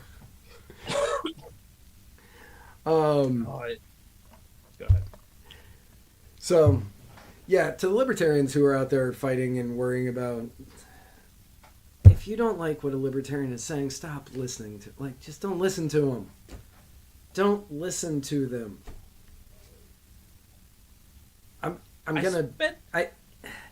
Okay, so this is gonna be that hard pill to swallow. Outside of the political heads out there that just follow everything, people in the Republicans and the Democrats don't give a shit what we say on Twitter. Not at all. It's usually the fringe groups that care about it. The people that are irrelevant to politics anyways, those are the people you're going to get to like fight other groups, and we're fringe just as well. Like, we're not mainstream yet. We're fringe in the way, not of our, well, sure, in our ideas as well, but we're the friendly fringe. Yeah, I mean, nobody cares. When Arvin Vohra was the vice chair, when he was the vice chair, he said some things about people in the military that I heard, and I was worried that when I was going door to door talking about a libertarian candidate, this was going to come up. I knocked on thousands of doors. It was brought up once. To which I said, don't worry, my candidate does not have the same beliefs as, which was a lie. My candidate does not have the same beliefs as the vice chair of the Libertarian Party, and he really needs to not say those things out in public, or at least figure out a better way to say what he was trying to say. When Wes Benedict was chair, he came down to Pinellas County, did a radio interview while the Libertarians had a candidate running for special election, and He said in that interview, libertarians don't run to win elections. They run to raise awareness about the libertarian principles and philosophy. And people got mad. And I said, he did not affect this election even in the slightest. You're right. Not even a little bit. People aren't going to pay attention to what we can even say fringe members of the Libertarian Party are saying on Twitter or on Facebook or on Gitter. Is that what that's called? Gitter? Yeah, I think it's Getter. Yeah. Getter done. Just sounds like white trash. But anyways. Yeah. People don't watch that. They don't care. They do not care. The people who are libertarian under the Dallas Accord umbrella that people are following on Twitter are your Michael Malices, your Spike Cohens, your Dave Smith might be in that. I'm not even 100% sure. I think so. Yeah, I don't even know because I don't pay attention to any of the stuff. This can sound so bad. I don't pay any attention to any of the stuff that these people say. Yeah. Including Spike. Like, I don't. I see his comment, like, I just opened up Facebook because I wanted to check some stuff real quick. And, like, that was the first comment that was, like, the first post was it was a picture of a police officer, and it was Spike Cohen commented. I was like, it's gotta be funny. And sure enough, it was. But it was like, that's to the extent of how much I watch Spike. Yeah. And I'm if literally wearing his wristband. I'm literally wearing a shirt that says I voted for him. I don't care. I love the man. I don't care. I don't care. Yeah, Jack Lloyd, Stephen Andrew Witt said Jack Lloyd battling Dave Smith is great. Look, Jack was at my house the day that everybody got COVID. I love Jack. I heard about what was going on between the two of them when it was happening, and I thought to myself, I don't care. I'm not going to spend... The goal of Muddied Waters from the beginning was to create at the time a podcast, but it's turned into something, well, today is basically a podcast since we've dropped 68% of our frames, was to create a show where we would talk about the news and we would talk about what's happening, but actually tell you what's going to happen. We were going to give you the freedom spin on everything. And instead, people want us to talk about what's happening in the Libertarian Party. Do I have opinions on what Joe Bishop Henchman may or may not have done? Yeah. Yep, I do. Do I have opinions on what people have said on Twitter? Sure.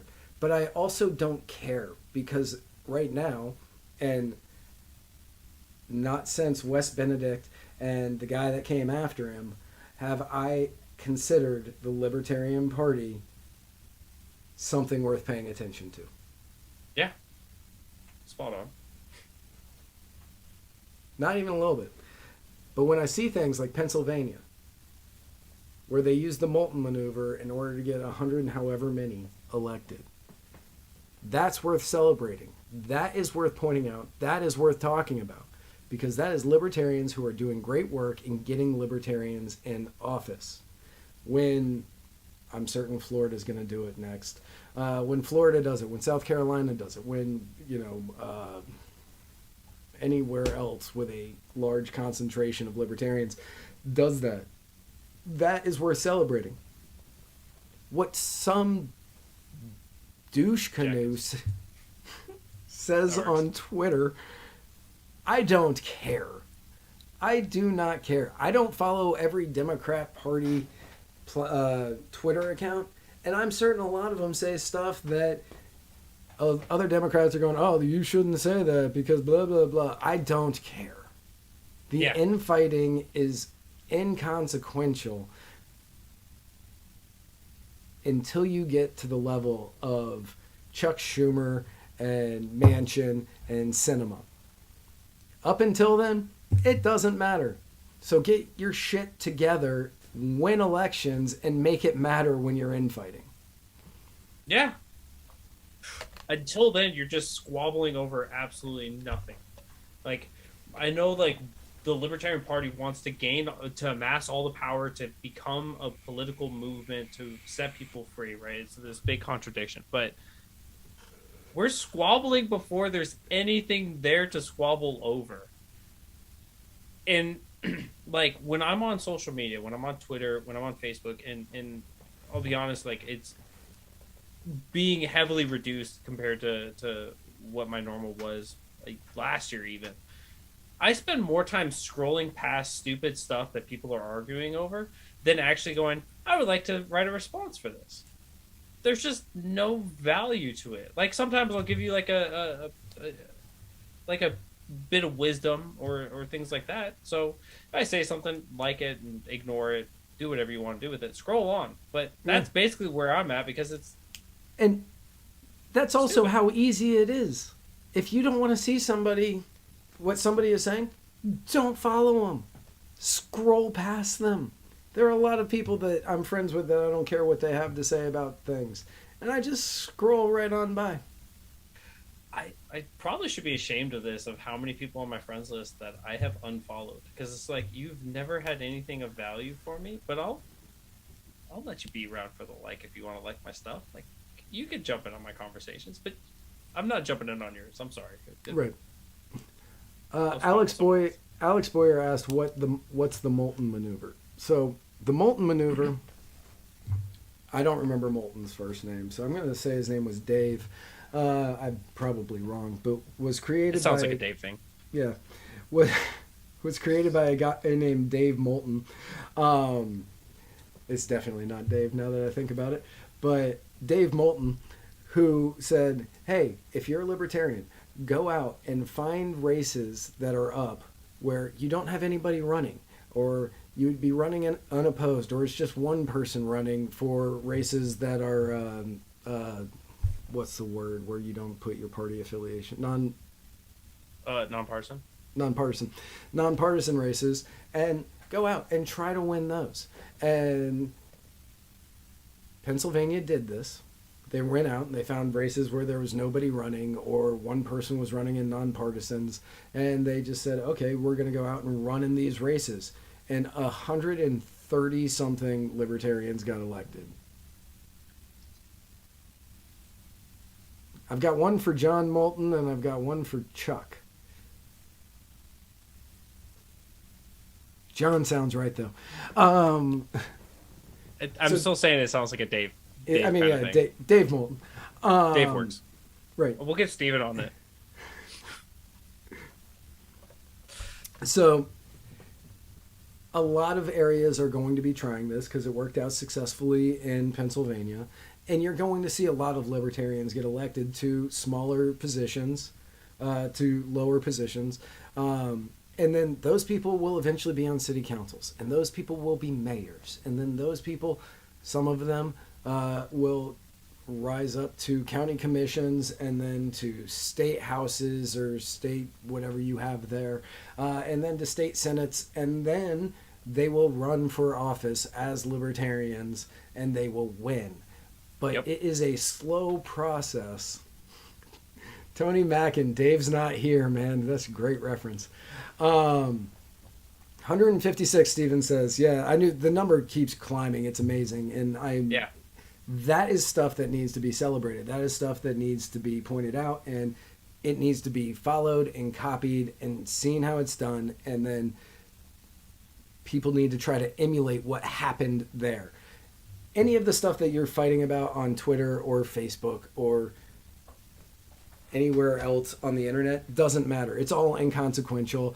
All it does is waste time. All it does is throw people from the party that are good activists because you're attacking them on the minuscule, as opposed to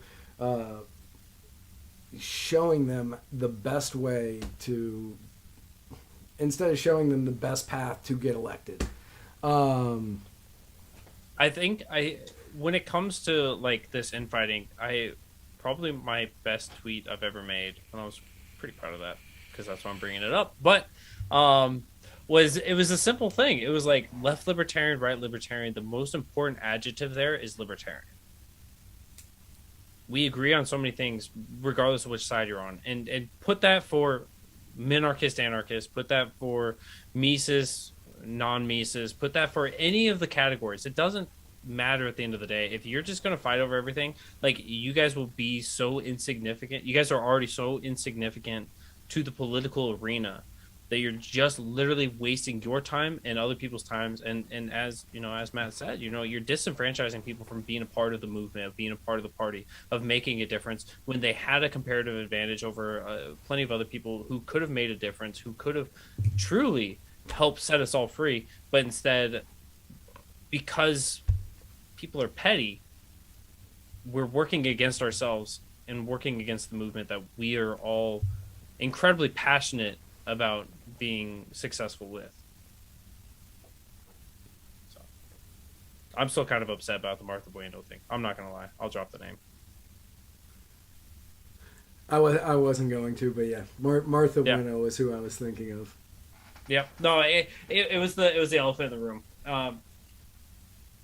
That broke my heart.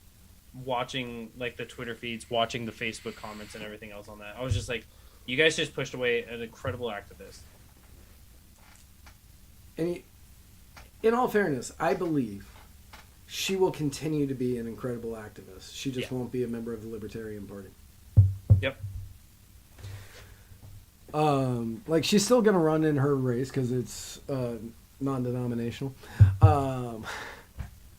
And she's going, there's a chance she wins. And if so, the Libertarians will have somebody who is spreading the message of liberty. Might not be part of the Libertarian Party because you all pushed her out, but she will still be pushing the Libertarian message. And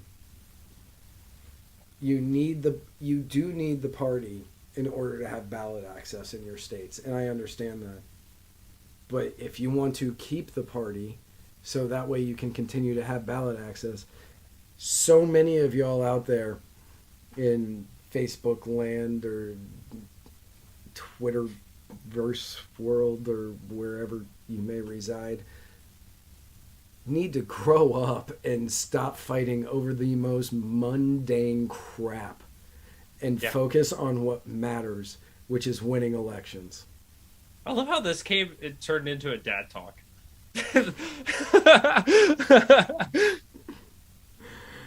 Libertarian Party. This is 100% not in our notes. This is Jason and me just riffing. Yeah, Libertarian Party, grow the fuck up, clean your bedroom, and be a lobster. All right. Right. Make your bed, brush your teeth, clean out the junk from under it, and stop fighting over whose socks were left in the living room, and somebody pick them up and put them away. Thanks, Dad. I love it. Go out and mate for life. But I think that there was a lot of like good wisdom in there, and if you're one of us two, or if you're in the audience still hanging out with us, like, these are things that we all should continue to reflect on ourselves and grow upon, because with or without the movement, with or without the party, it's incumbent upon all of us to be better in ourselves, and as we continue to fight to become relevant to the big political arena, because that's ultimately where we have to go with this, that we have to be better, and that's the only way to do it, is through the innovation of ourselves before we can innovate the markets and everything else. Right. And so Alex Boyer and J. Adam Weggs say they are completely in the dark as to what happened. So Martha Bueno left the party because of Twitter wars or Facebook wars. Was it Twitter? Okay.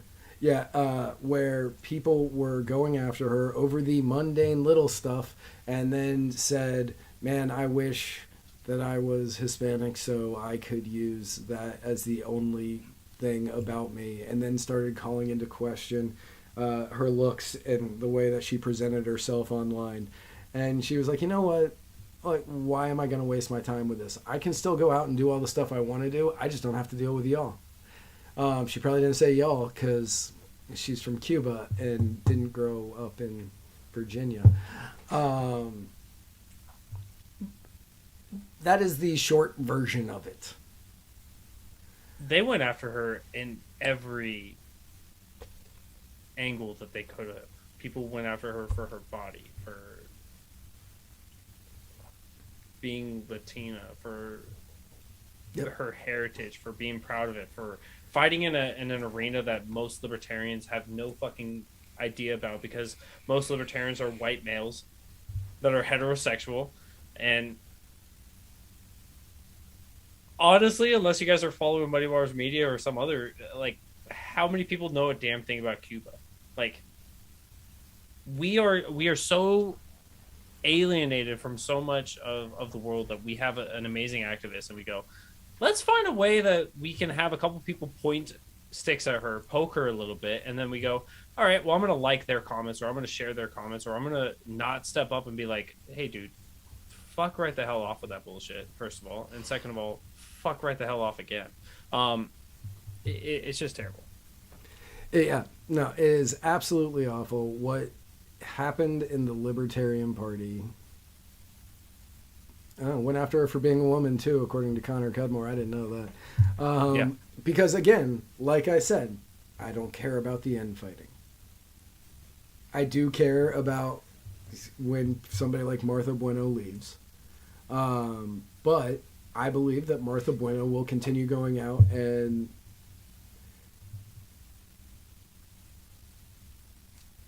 somebody just actually put it in the comments.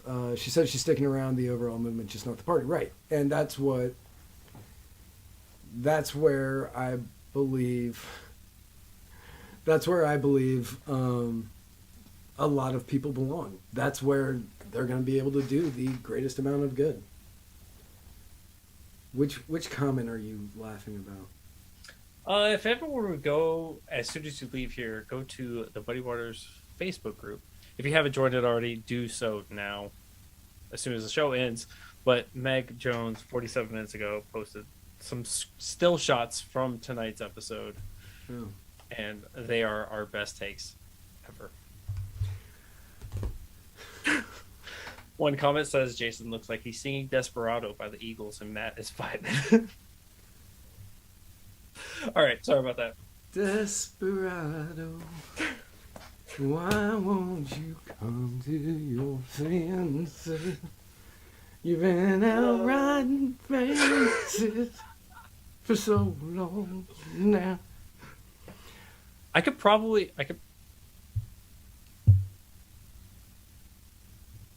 Oh, yeah, you are busting out. I would have said, oh God, what's that Phil Collins song? Is it the one with the drums? Yep. I feel it coming In the air tonight. I would have said in the air tonight, and I was just like, oh, the drums are coming. The drums are coming. Connor Cudmore says Matt looks like he's getting younger. Yes, it's true. I sleep in Tupperware. In Tupperware? Mm-hmm. I sleep in Tupperware so that the air doesn't wreck my skin at night. Is that where you keep your COVID too? Distribute too. I shove Spike in my Tupperware, my COVID wear. Breathe in, bitch. Breathe in. So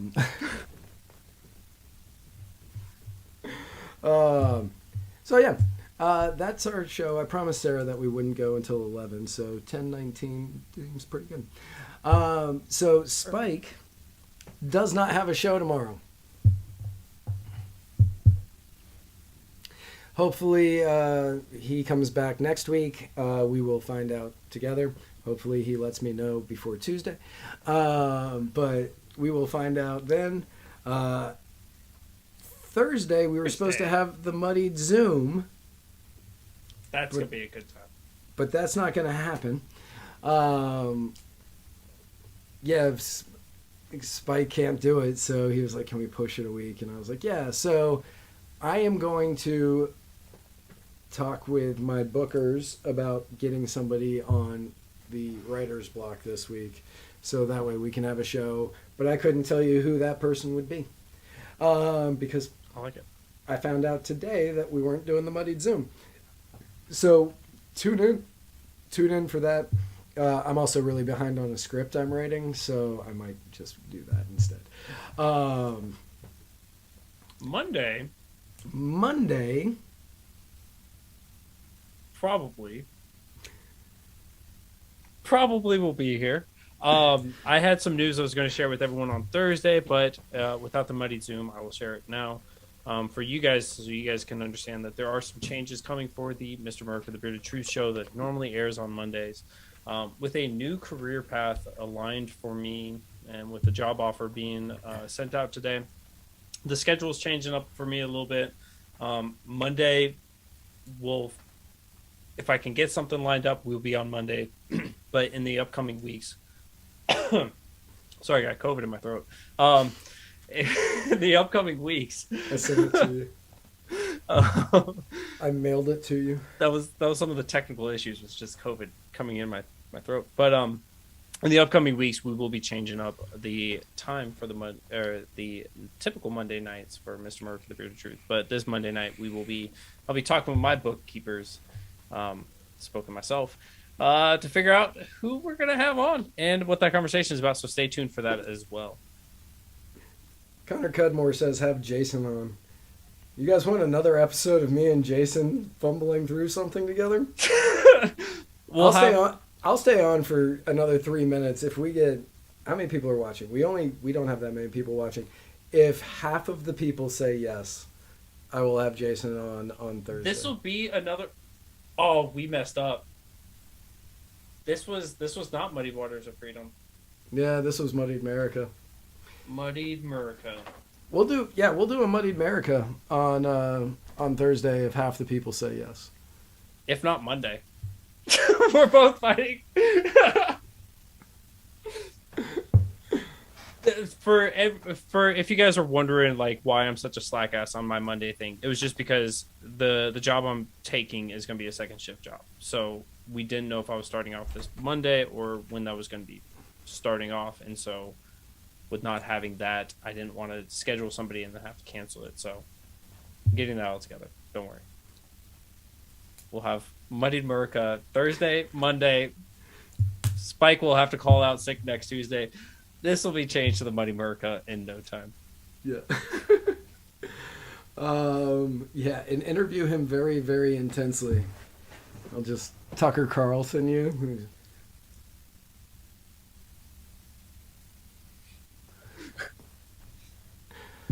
One, 2, 3, 4, 5, 6, 7, 8, 9, 10. These are more votes than I was expecting. 10. How can we find you on the internet? That really depends on the day. J. Adam Wegg says yes. That's 11, 12. One more.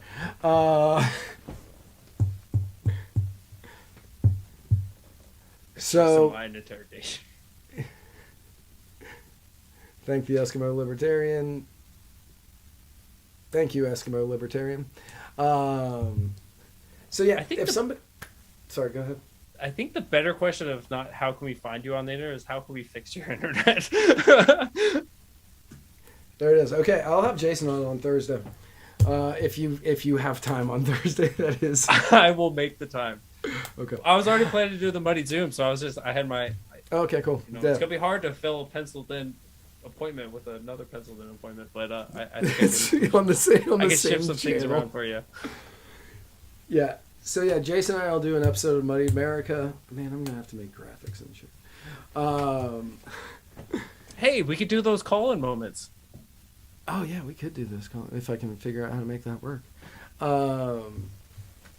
So yeah, we will do an episode of Muddied America on Thursday. It'll be a lot like this show, except different. We need to pick a topic and quick. Yeah, we'll do the muddy trademark idea of fuck it, let's go. We got this. Good idea. Let's go. Fair. So yeah, if you're looking for us on the internet, or you are trying to figure out ways to get us better internet, actually my internet's supposed to be amazing. I can't believe that it sucks so bad. All one would have to do, we won't even do the ASMR thing tonight because I'm certain this show has been annoying enough for everybody. You're welcome, America. All one would have to do is head on over to anchor.fm/muddiedwaters, where you could listen to the sweet, sultry, dulcet tones of our voices and enjoy a 61% dropped frame rate of video. And hopefully you get all of the audio. And while you're there, may as well head on over to anchor.fm/muddiedwater/subscribe to help us get better internet. So that way we don't ever have to worry about this happening ever again. That would be nice. You can also find this and every other episode at muddiedwatersmedia.com. Jason, do you have any closing thoughts? If you guys have topics you guys want us to cover on Thursday, if you guys want to do a legwork for us, I'll make a post in Muddy Waters Facebook group after this, and we'll create an open poll, and you guys can throw in your options, and we may or may not take you up on the most voted on ideas. I'm good with that. To everybody else, we will see you on Thursday for another episode of Muddied America. Next week, Jason Lyon is going to be having possibly somebody on Monday, 8 o'clock Eastern. And then next Tuesday, right back here, me and somebody will be parsing through the week's events like the wondrous winter whatevers. We still have snow here. Oh, what's that like? It's terrible. Oh. It was like 8 inches. It was freezing today here. It was like, what, 50? It was actually in the 40s. Ooh. Yeah, it was in the 40s. It was awful. My hands are like dry and cracked. It's awful. It's going to be 70 tomorrow, though, so it's okay. You can move down here, Jason. You could be my neighbor. I like living in the South. It means out of Florida. Won't you be my neighbor? My neighbor.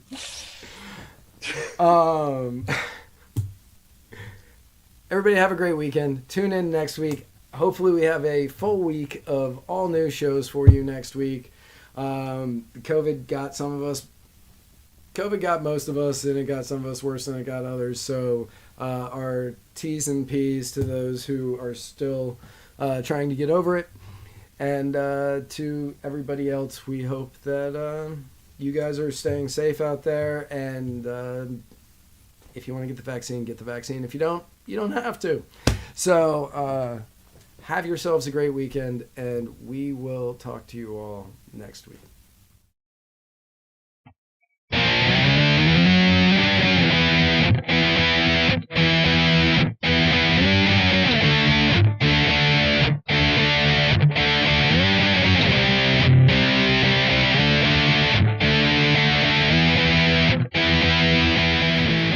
And now, Matt Wright and